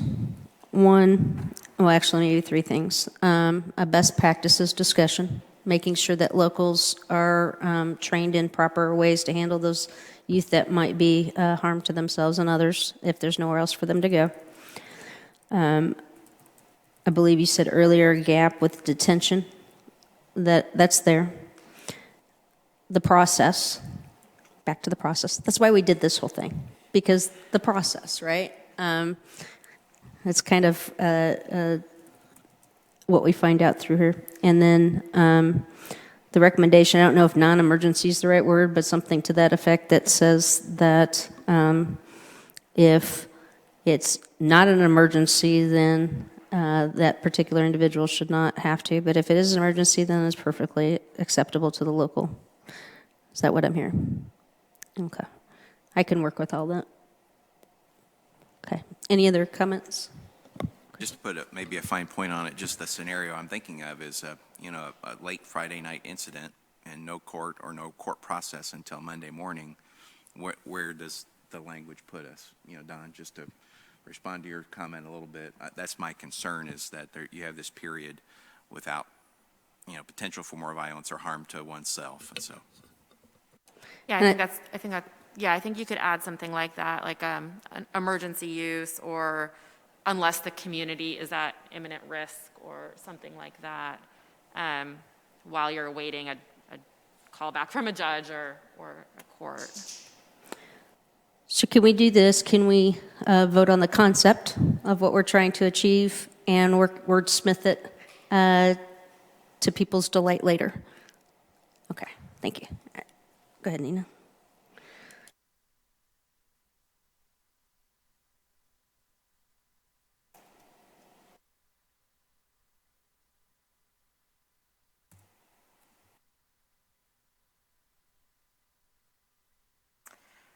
Cirilla Blackman. Yay, based upon the modification of the language. Chief Bolin. Yes. Representative Cook. Yes, again, with modification and violence or emergency to the community. Joel Winnicky. Yay. Justice David. Yes, with those modifications, and I think that this has been a really good discussion that will help us out a lot down the road.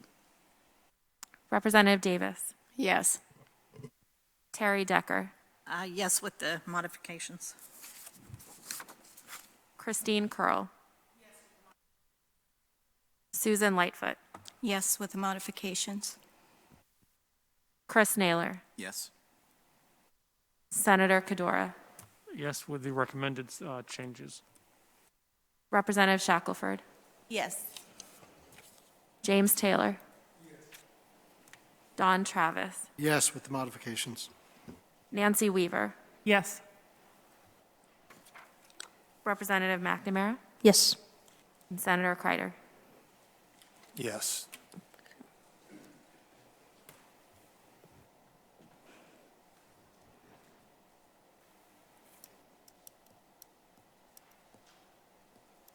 The next, number 7.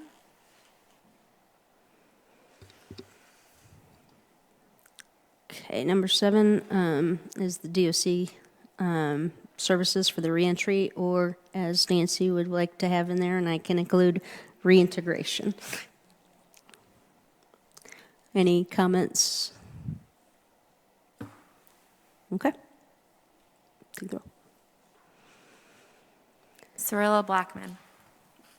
Yes, with the inclusion of taking out reentry to reintegration.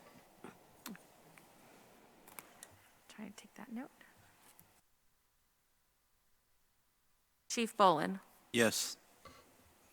Representative Cook, Yes. Joel Winnicky, Yes. Justice David, Yes. Representative Davis, Yes. Terry Decker, Yes. Christine Curl, Susan Lightfoot, Yes. Chris Naylor, Yes. Senator Cadora, Yes. Representative Shackelford, James Taylor, Don Travis, Yes, with the change of to reintegration. Nancy Weaver, Yes. Representative McNamara, Yes. Senator Kreider. Yes. Okay. Number 8, which garnered the most attention and conversation, which I appreciate. Any comments? I'll kind of summarize what we talked about, and then if you want to add to it, you can. So focusing more on the process so that we can put all 92 counties on the same page, rather than saying that it is this or this, okay? And then I can't solve the problem today about the lack of social workers or psychologists to do that, but give people, locals, communities the opportunity, the chance to have a pathway to go. And I think that's part of the process. One thing I wrote down, I don't know that anybody said it out loud, Cirilla might have, is make sure that we put in the terminology certified in that specialty maybe. That way you know that the person who's doing the diagnostic is truly qualified to do that. So we might add that word in there as well. And I don't know what I meant by that comment I wrote down, so I'm not going to go there. Other than that, did I leave anything out that we might have covered in that particular one? Okay. I just have a proposed, to make it simple, something that I think I could vote yes for, would just to say establish criteria for the use of Department of Correction facilities solely for the purpose of conducting a diagnostic assessment, period. If that is where it land, I mean, if that covers everything that we talked about, then I would propose that we just change it to that. That would be the process. Okay. Any objections to the term criteria? Okay. All right. Any other comments? I appreciate the conversation on this one. I'm not sure how I feel in terms of the risks and rewards. The rewards of these assessments at DOC may currently outweigh the risks, but so I think it's more aspirational. I like the idea of establishing the process, establishing criteria. I'm glad, Cirilla, I'm glad you talked about the tele-assessments, because coming in today I was a little uncertain about that, so I'm glad that you kind of confirmed my concerns, but want to be supportive of this as we move forward. Yeah. Any other comments? Okay. All right. Go ahead. Cirilla Blackman. Is there an in-between vote? I support the concept, but my concern is it's either this or that, and knowing the landscape, I don't want to make a decision that places us in a worse spot by not having kids being able to have a diagnostic evaluation assessment and they're waiting 6 months, or it's not consistent or meet the needs. I know that's not an answer, but that's kind of where I stand on this one. I think it needs a lot more looking at and really thinking through. Abstain. Is that it? Can I ask for? Abstain, thank you. Yeah, I was just going to say that could be, the third option is abstain. I mean, I think there could also be language, it's like you're establishing a process or criteria. The presumption is you want to keep kids in the community to do these assessments, but as a last resort, if those resources aren't available, you still have DOC as that option. but that's not your first choice. So that's basically, I think, what the concept is we're going to try and create these resources in the community to keep kids there when we can. That's the presumption we should work on, similarly with the kids under 12. But as a last resort, if within a time frame that's appropriate, those resources aren't available, DOC is still there.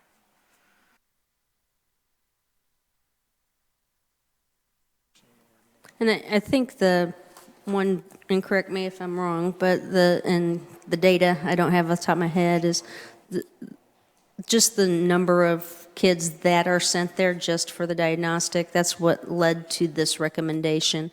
And we're not trying to, let somebody go. We're trying to stop that problem. And I mean, I'm not, we have to do this because that's not going to get us where we need to be. But if we can get to a place where people are comfortable, that's what I hope to do. So, If I could ask a question, Nancy suggested that we develop the criteria for the use of the Department of Corrections solely for the purpose of conducting a diagnostic assessment. And I believe she said, end of sentence, drop the rest. Is that what we're voting on? I'm just trying to be clear. yes. Thank you. It's nice and clean.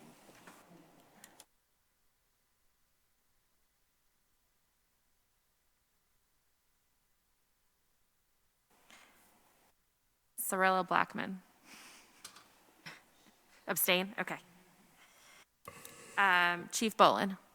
I'll be a yes based on the presumption that we're going to work towards what we've been discussing. Representative Cook. Yes. Joel Winnicky. I'm struggling with this from the other standpoint. Sometimes when we push some language out there, it can be an impetus to create or dedicate resources and create an opportunity for other places to meet a need that's currently being met through the DOC. The way it's written with a state agency to be determined shall be funded to contract with forensic evaluators. I mean, that's, I really don't know what that's meaning because we don't know who the agency's going to be, where they're going to be located. Do we even have the people to meet those needs? But I do like the idea of encouraging somebody other than the DOC to meet this need, because when we're sending kids to the DOC for these evaluations, they're staying in dorms with the highest risk kids that we have throughout the state. And I think there's opportunities there. The DOC does a great job to try to minimize those opportunities, but for these kids to be influenced in a bad way while they're there, we're just trying to figure out where these kids are on the spectrum towards this need, but then placing them with the highest risk needs kids. So I'm really struggling with dialing this back and limiting it by taking out that language, because I want to encourage other people to step up. It would be good to have a good process, a good procedure put in place to figure out how to meet this. So if we can also dedicate resources to try to figure out how to get forensic evaluators around the state without having Evansville shipping kids to Logansport and placing them there with kids who have been adjudicated and have, a lot of those kids are on the verge of being pushed into the adult system, then I'm all for it. So I'm going to say yes. Sorry for the long-winded discussion, but I really hope that we use this to push for something better.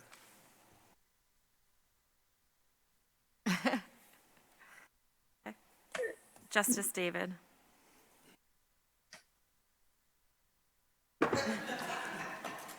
I was sitting here going, what the over-under on which way you were going. I mean, Yeah. but I appreciate the conversation. As modified, a yes, and look forward to what this looks like. Representative Davis. Yes. Terry Decker. As modified, Joel, you confused me, so I'm going to say yes as modified with Nancy's words. Yes, I think the new language is develop criteria for the use of DOC facilities for diagnostic assessments. You know, kind of with the presumption that that's the last resort and we're going to build these resources in the community. I think also to accompany that, if we're going to use outside evaluators, it should be a standardized way of training or them being certified to do this, because you don't want to have one evaluator do something that does not meet the needs of that youth when the DOC contractor does a very thorough one. So if you're going to set that, let it be standardized throughout, whether through certification or some type of training.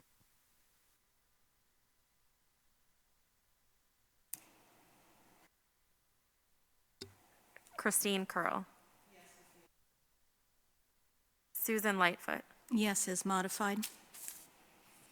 Chris Naylor. Yes. Senator Kadora. I was hesitant between abstaining versus supporting this. I think there are too many contingencies built in this recommendation. The recommendation basically states that the agency shall be funded, and shall, I think, without the approval of the Appropriations Committee or the Ways and Means, might be an obstacle. So we're making a recommendation based on a legislative decision that has not been made, and there's a negotiation that has to happen to get that done. Second, the not defining what the agency is to me is another issue. And third, the entire process of adding more detail, the process not fully outlined. I know this is a recommendation that's supposed to be high level, but it makes a change that I'm not sure that I hear confidence in the attendees of this task force saying resoundingly, yes, we support this recommendation. So with that, I will say, because I know that the intention of this recommendation is to be helpful to the system, I hesitantly say that I will support it with the modification, but with a lot of reservation on the way that it's crafted, and I hope that we can spend more time working on this to be sure that we're addressing all of the concerns that we heard today. A final point, I appreciate Representative McNamara mentioning adding language such as certification for forensic evaluators. Generally speaking, when we talk about mental health, when we talk about assessments, when we talk about social workers and psychiatrists across the state of Indiana, we are struggling. We don't have the facilities, we don't have the institutions, we don't have the staff, we don't have the trained people. We have a workforce development issue. So I know that this is a well-intended recommendation, but there are a lot of nuances to get it fixed to a level that I will be comfortable with. But again, I'll just support it in the spirit of knowing that I trust the leadership of this committee and all of the active participants to produce a more solid recommendation. Thank you. That was a yes. And I think what we're voting on is that statement, that not what's showing up there, what I've typed into my screen is establishing that process or developing the criteria for the use of DOC facilities, not this long statement with the funding and the state agency. If only I could share this with that, I don't know, technology. Representative Shackelford. Yes, with modifications suggested by the committee. James Taylor.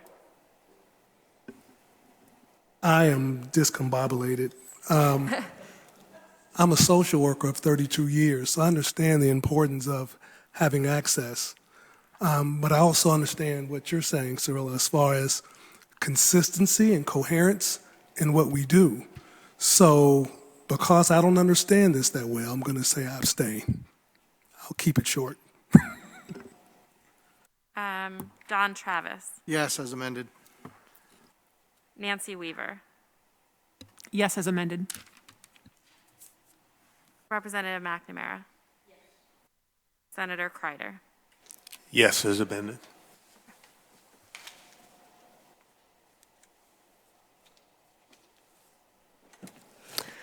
All right, so we will move on to, looks like a tag team. Christina Curl and Representative Davis with the Services Working Group.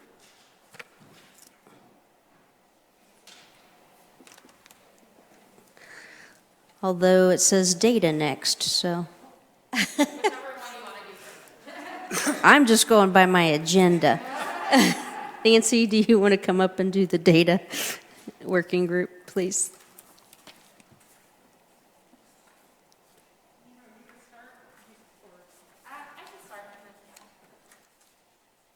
If you want to go back one slide. Thank you.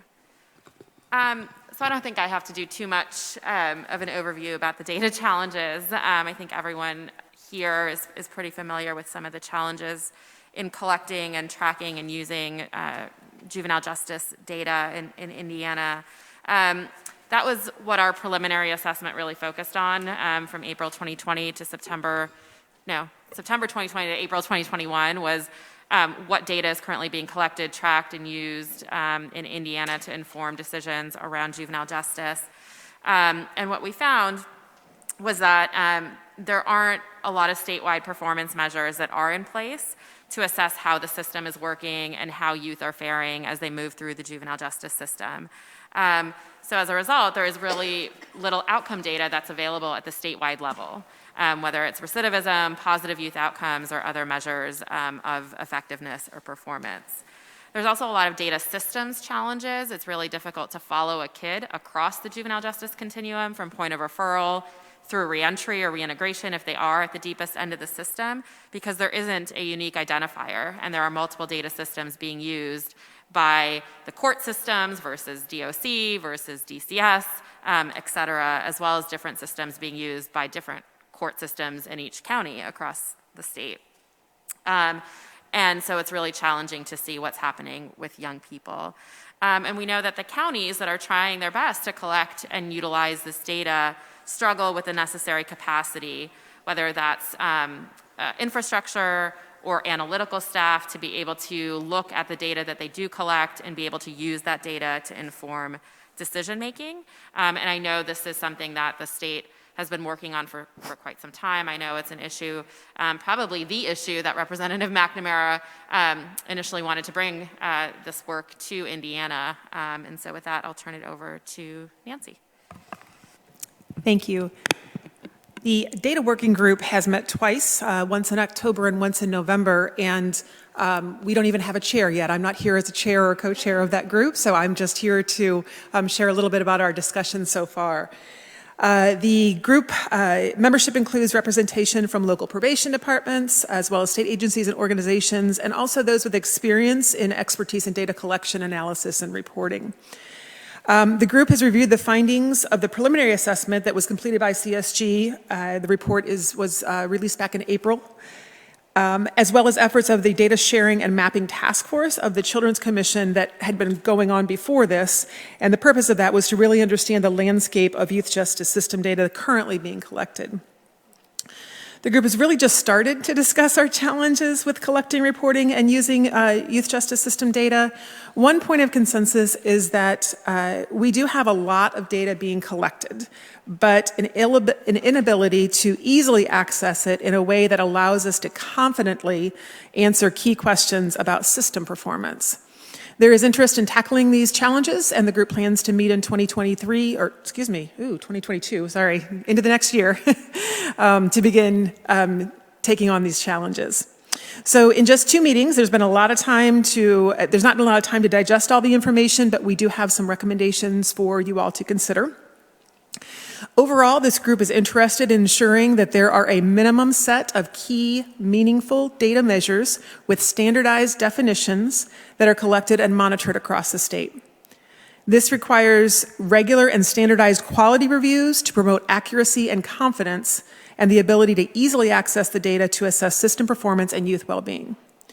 So the recommendations are that a plan should be developed to include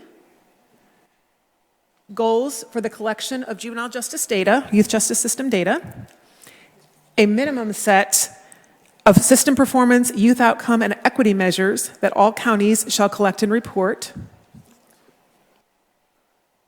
shared data definitions for each element and outcome measures, standard data procedures and quality assurance and data collection protocols, including a plan for data integration across systems, how data shall be reported and to whom, a research agenda to evaluate the effectiveness of interventions, and fiscal impact to collect and report these data. So as you can see on the slide, the plan should be developed and submitted by January of 2023, so it's about a year to develop this plan, and that the Commission on Improving the Status of Children would review the plan at least every 2 years. And that's our recommendations. Any questions? Yes. Sorry. Oh, you, go ahead. Thank you, Madam Chair. This is one of the most exciting recommendations that I like about this report. So I served as the former Director of Data Analytics for FSSA, and when I was at the City of Indianapolis, I served on the Criminal Justice Planning Council. So there are three different types of data analytics, generally speaking. There's the descriptive, you collect data just to describe demographics, to describe who are the audience, who are the people are. And then there's analytical, which I see a lot of it included in this scope, to analyze and assess and evaluate the interventions. I think what would be complementary to this scope is to include the predictive piece, which is missing currently from this scope. What do I mean by this? The scope of this task force has been very focused on looking at the system and diverting youth away from the system. But I think we're not addressing the supply side of things, we're dealing with the demand side of things, which means that we're not addressing prevention for pragmatic reasons, we're only focusing on the system, and we cannot tackle all of the underlying root causes that in the first place cause the youth to interact with the system. So we're only dealing with the kids, with the children, with the youth who are interacting somehow with the system.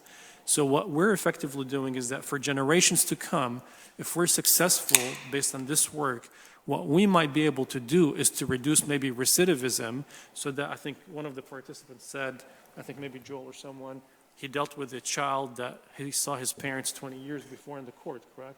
Was it you that mentioned that? That was a generality. Oh, okay. But the point is that in reality, you're looking at generations of people who are interacting with the system. If you reduce the recidivism by 5%, 10%, 20%, 30%, even 50%, you're still dealing with the demand side of things, those who are interacting with the system, but not addressing the supply side of why do people offend in the first place. Is that mental health? Is that poverty? Is that lack of quality education?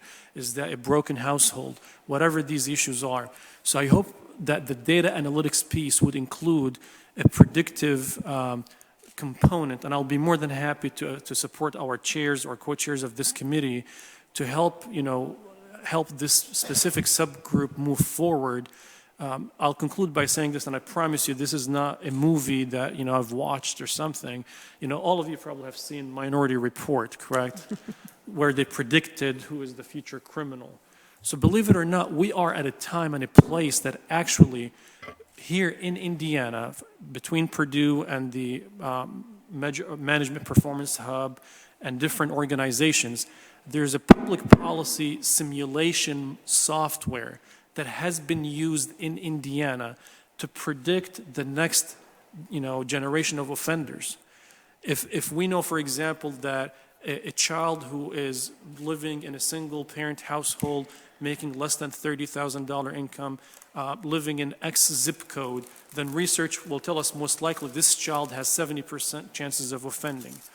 And then you start coming up with the interventions. And that model was applied in education to increase graduation. That simulation was used to recruit the next generation of American soldiers serving. It was used to predict the next terrorist activities across the globe. And it definitely can be used in our criminal justice system. So I'm very passionate, as you can sense, about data analytics. So I hope that I can help you and the co-chairs of this committee to complement the scope of this to move not only from descriptive and analytical, but also to predictive, so that we can deal with the prevention side, not only the demand side of services. So we would welcome your participation on this working group, I think. That's a given. I think that what you're saying is fantastic to hear. And that seems to be like the next step, maybe. I think right now we have, as I mentioned, we really have an inability to get even descriptive data across the state. And so we need to find out how we can start. But absolutely, that sounds super exciting. Thank you. Appreciate it. Okay, thank you. Mine will be quick and simple. I just want to make sure that when we are talking about the data that we're going to collect and looking at what's going to be collected, that we're going to include the demographics, including race and gender. And then also, can we include, like, if they have a health condition or a mental disability, like if they have an ISP? So then that way we're looking at trying to get to some of these root causes and collecting that data. Yes, so one of our ideas is about connecting data across systems. So we do have a problem, as Representative McNamara pointed out, within Indiana of a challenge, not really a problem, but a challenge of even being able to connect county to county youth justice system data. But then another next step would be also to connect to school data, mental health data, all those other systems. We have worked, Cyril and I have worked together on kids. We have a cross-system youth task force as part of a commission, and we've talked about that in many different ways of being able to connect across systems. So that's definitely on the radar. Great, thank you. Mm-hmm. Any others? Okay. Thank you very much. Thank you. All right, with work still to be done in mind, the subgroup, you're meeting again, I believe. Are you meeting again soon? We do not have another meeting scheduled, but we plan to meet in January. Okay, that's what I thought. All right. With that, can we just go ahead and do a vote of support with the knowledge that they're going to spend a year coming up with the parameters and figuring out the best way to connect our counties? How about that? Okay, good. Cirilla Blackman. Yes. Chief Bolin. Yes. Representative Cook. Yes. Joel Winnicky. Yes. Justice David. Yes, but I just want to say on the record that I'm in awe of sitting in these chairs. This is really cool, so thank you. Representative Davis. Yes. Just a chair in here. Terry Decker. Yes. Christine Curl. Yes. Susan Lightfoot. Yes. Chris Naylor. Yes. Senator Kadora. I'll say yes, and I think I just heard the justice express publicly his interest in running for the House seat. No, I have enough problems. Representative Shackelford. Yes. Not qualified. You're too good. James Taylor. Yes. Don Travis. Aye. Nancy Weaver. Yes. Representative McNamara. Yes. Senator Kreider. Yes. Yes. Justice David, I don't want your chair, but I think the robe is really cool. Do an exchange program. Okay, and I believe this is our last working group. I keep wanting to call it subgroup. Working group. Now, let's have Representative Davis and Christine Curl up here.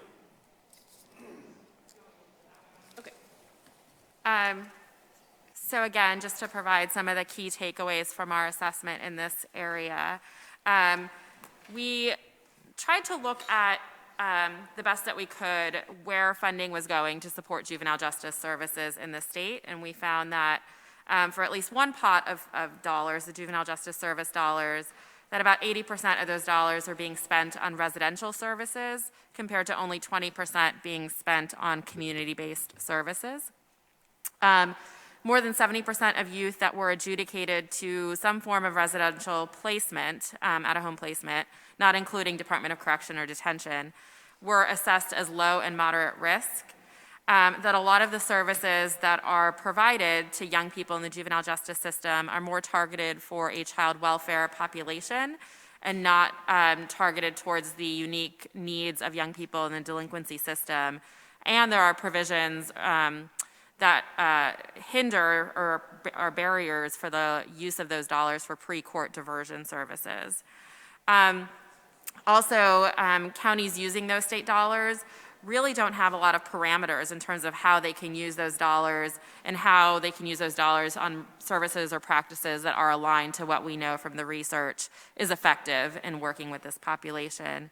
And that there's a lack of formal quality assurance and data collection to assess whether the services that are being procured and provided to young people are actually effective in improving youth outcomes and strengthening public safety. Thank you. First, want to thank Representative McNamara and Senator Kreider for allowing us to co-chair this. It's been a great learning experience. And also want to thank our members of the Services Working Group. A lot of great input. We had a lot of great discussions as we worked through this process. So our Services Working Group consisted of diverse stakeholders representing juvenile probation departments, prosecutors, public defenders, judicial officials, DCS, DOC, and service providers. The group, we've met multiple times to review the assessment findings, research, and other state best practices, and to discuss the recommendations. We also did one-on-one calls where we almost talked to everybody individually to obtain their input. The working group member agreement on the recommendations was fairly unanimous, with consensus that, as a state, we were not being strategic or purposeful enough on ensuring state juvenile justice funding is used effectively for research-based programs and practices such as pre-court diversion, alternatives to incarceration, and intensive in-home services, especially for youth with behavioral health needs. Okay, this is my tag team. So with that, through our working group, we spent some time talking about how would this look in making a difference. So we spent time talking specifically about the concept of block grants and looking at with there being some sort of basic parameters, policy practice, that may be the best tool that we have as a state to improve the system statewide across the board for everyone. And then that also would minimize justice by geography, which we've talked about already today in other areas, without more restrictive legal requirements, which we have also discussed today about wanting to be more comprehensive than exclusive. The group also felt that allowing counties to have greater ownership of their dollars, of any dollars that would be provided, that would help counties develop more services tailored to their unique population and needs.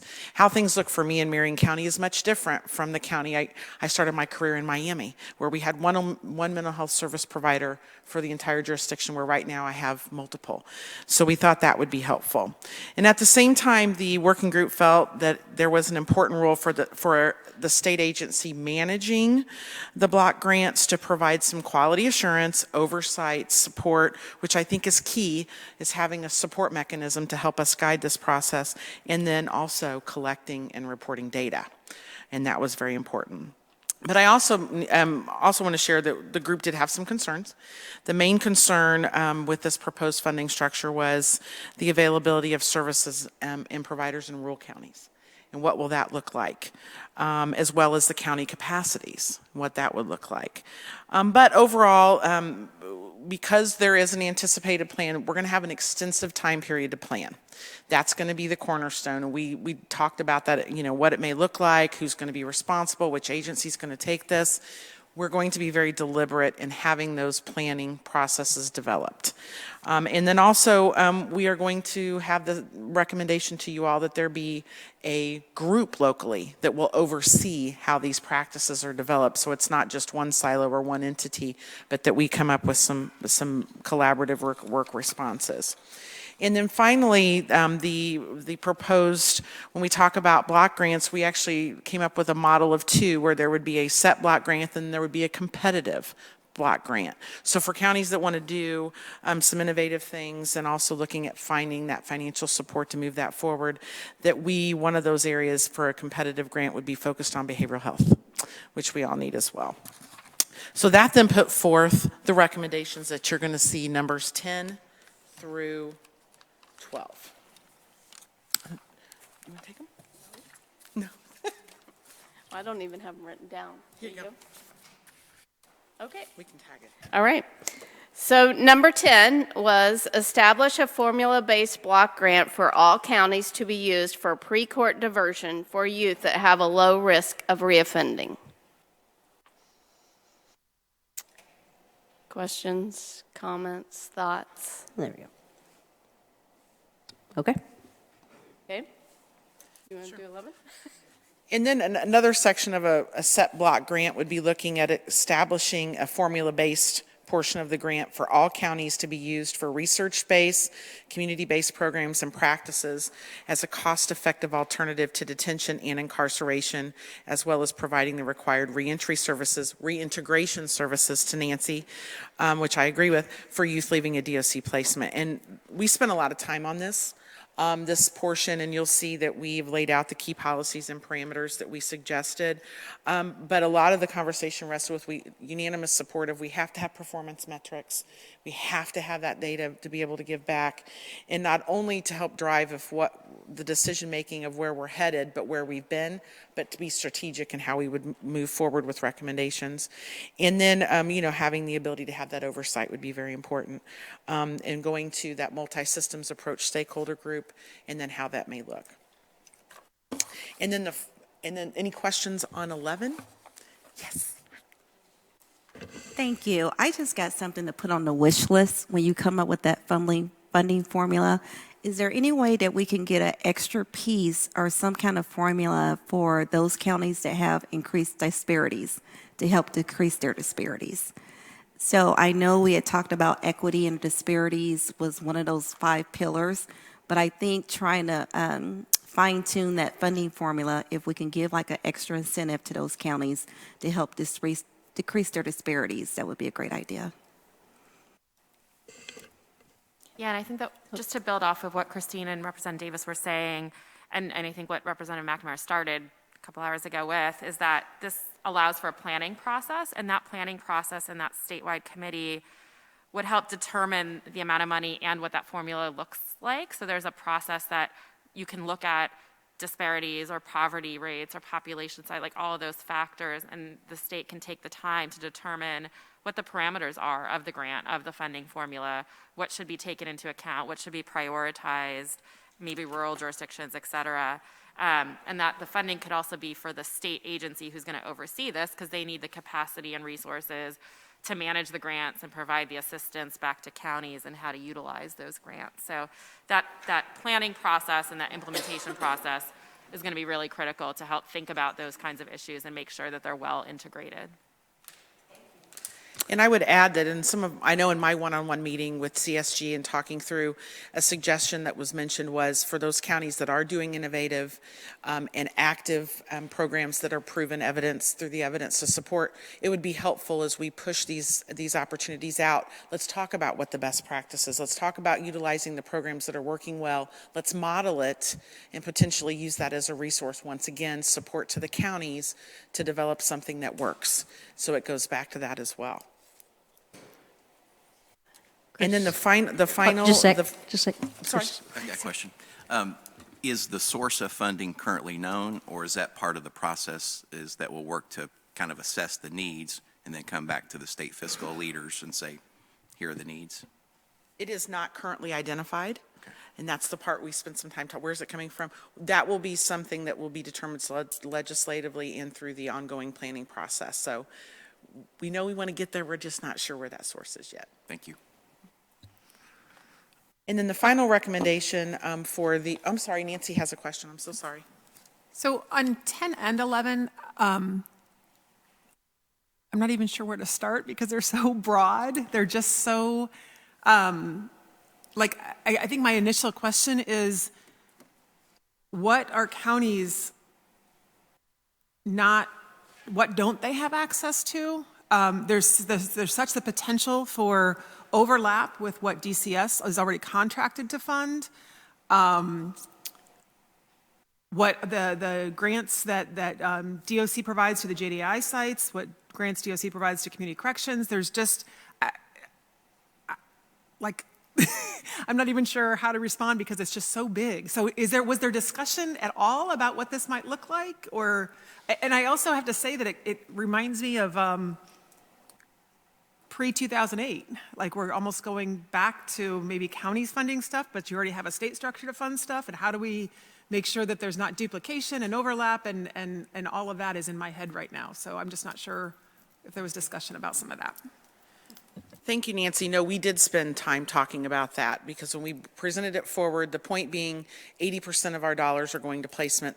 What's happening, and for many of us that work within the field of supervision, we believe they're staying local for the most part. So where's that balance? We did spend a lot of time talking about that, looking at how that might look, and we went back to the point that the collaborative features of this block grant would be imperative to have in place. So when you're talking about if a county is going to get a dedicated block grant for the purpose of diversion, we want the stakeholders to all be part of that conversation so that there isn't a duplication of services. And we talked about that local oversight body would help guide what they would support and what they wouldn't based upon what other funding dollars are available. That's not going to give you probably a good parameter that you want, but it rested back with the locals making the decision of where to best put all funding sources for that particular entity at one point. So that we discussed having a diversion option, and we did spend some time as well talking about how do we fund that where we don't have the youth touch the justice system. And so is that law enforcement, and who would make application? Would the probation department, would the court, would the local DCS office? And we had that, but we kind of stepped back and said, the devil's in the details. We spent a whole meeting on these little details, and Representative Davis and I were like, okay, what can we agree on right now? Because we do know that we will be our recommendation was to be very deliberate on how we plan this well. It's probably not the answer, but we did talk about it, and yes, Nina, do you have any thoughts? Yeah, no, I would just add on to what you said. And one of the things was the residential versus community. Also, we know that DCS dollars can't be used for pre-court diversion. So that was a gap that we identified that counties talked about. Like, we want to expand diversion. We want to divert these kids before they get to an informal adjustment, but they have to have a case to get access to these services. So that was a gap, as well as the reentry piece, the transition services. DOC doesn't have the resources right now to provide those reentry or reintegration transitional services, and counties don't either. So that was another gap. So, and similarly with the behavioral health one that I know we didn't get to yet. So these were gaps that were identified right now. But also part of the planning process is to collaborate and coordinate all of these different funding streams so you're not duplicating. That's why there is that planning process to look at everything together and see where should these dollars come from, what amount should be allocated for these different grants, what should the parameters be, and that would be part of that planning process. Something that we've talked about conceptually is, so you don't have the overlap, is having this last legislative session, we created local JRACs, and having the local JRACs be the ones who are the people determining what they need for their local area, and then the overseer being the state JRAC. So I think that would alleviate a lot of the overlap because you have everybody at the table for your local JRACs who are in all parts of every system. The only thing lacking really, I think, is a juvenile expertise in that. But, I mean, we can always modify what those look like. And I would just, I appreciate that, and as you move forward, I would just ask you all to consider, sometimes we use JDAI as a verb, and sometimes we use JDAI as a noun. And I think sometimes we use JRAC as a verb, and sometimes we use JRAC as a noun. My recollection of JRAC is it's perfectly structured for criminal justice system. And so, maybe that type of structure separate and apart for juvenile justice. I would just caution creating situations locally where the right hand is inadvertently competing with the left hand for minimum money and expertise and just, but certainly, what you all have been doing here is is again, looking at big picture, what's best for everybody.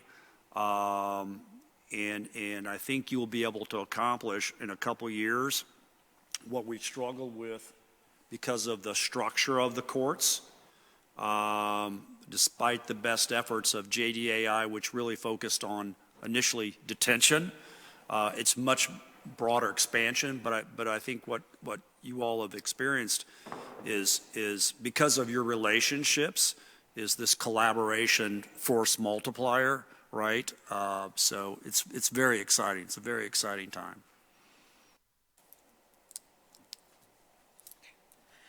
And then finally, recommendation number 12, which talks to the competitive block grant program that would support jurisdictions, particularly rural, to divert youth with behavioral health needs from formal court involvement and out-of-home placement and into the community or school-based treatment.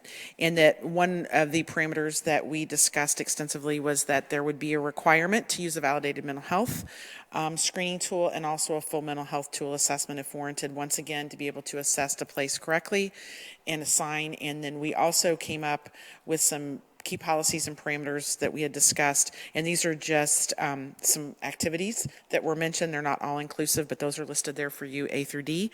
And then once again, looking at having a working group as part of the statewide oversight body that would be taking this grant process on, and that they would be responsible for determining who would be the best placement for oversight of this group, and then developing parameters for the funding.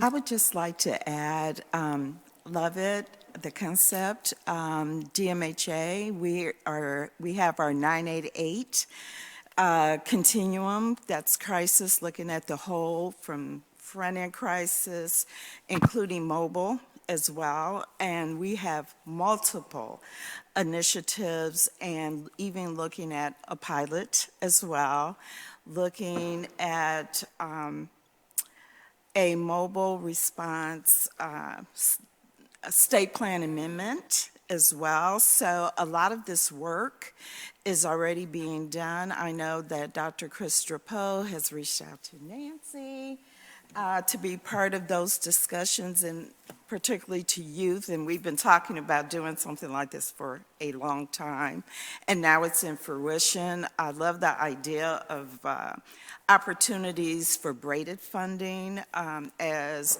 a lot of these initiatives are in phases. They're either through our block grant, which we have been provided a 5% set aside for mobile crisis, and also looking at how do we stand up crisis stabilization units across the lifespan. So I just want you to know that we're on the same page, but those are active and very much have a larger oversight and involvement in various stages of planning.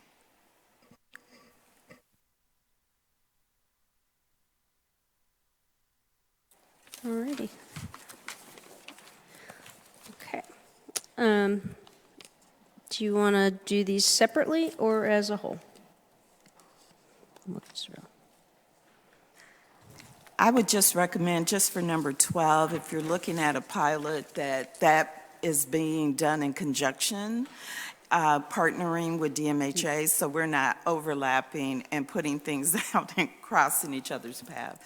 You know, that is a coordinated effort, and also working with our school-based mental health. If we're talking, I don't know if we're talking the individual CMACs, but we also have the oversight for our state allocations for school-based services that we also oversee. So just talking and planning how we can be all on the same page and get that coordinated. Okay. Thank you. Thank you. I wrote it down. All right. Any other comments? Start if we take these as a whole. Okay. So we will vote on 10, 11, changing the word reentry to reintegration, and 12, making sure there's an emphasis with the DHMA 988 continuum. Cirilla Blackman. Yay. Chief Bolin, Yes. Representative Cook, Yes. Joel Winnicky, Yes. Justice David, Yes. Representative Davis, Yes. Terry Decker, Yes. Christine Curl, Yes. Susan Lightfoot, Yes. Chris Naylor, Yes? Senator Cadora, Representative Shackelford, James Taylor, Yes. Don Travis, Abstain. Nancy Weaver, No. and I think Rudy Monterosa, did you join us? And Representative McNamara, Yes. Senator Kreider. Yes. Okay. All right. Just a quick review, so you know what we did today, and hopefully my notes won't fail me now. So under the division and supervision, we agreed to number 3, number 5, number 6 with amendments, and number 7. Oh, sorry, I merged 2 together, I apologize. Number 3 and number 5 with the first part, and then the out-of-home placement. Number 5, 6 with amendments, 7 and 8 with a lot of work. And then on number 9 for the assessment data group, understanding that one's going to be in process for a while and including a predictive. And then on the last one, 10, 11, and 12, making sure we partner with DHMA. Okay. All right. Next steps.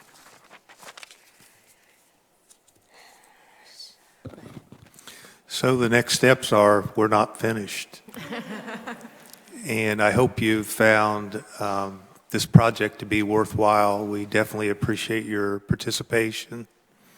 And we hope you'll stay with us because we've got more discussion to take place.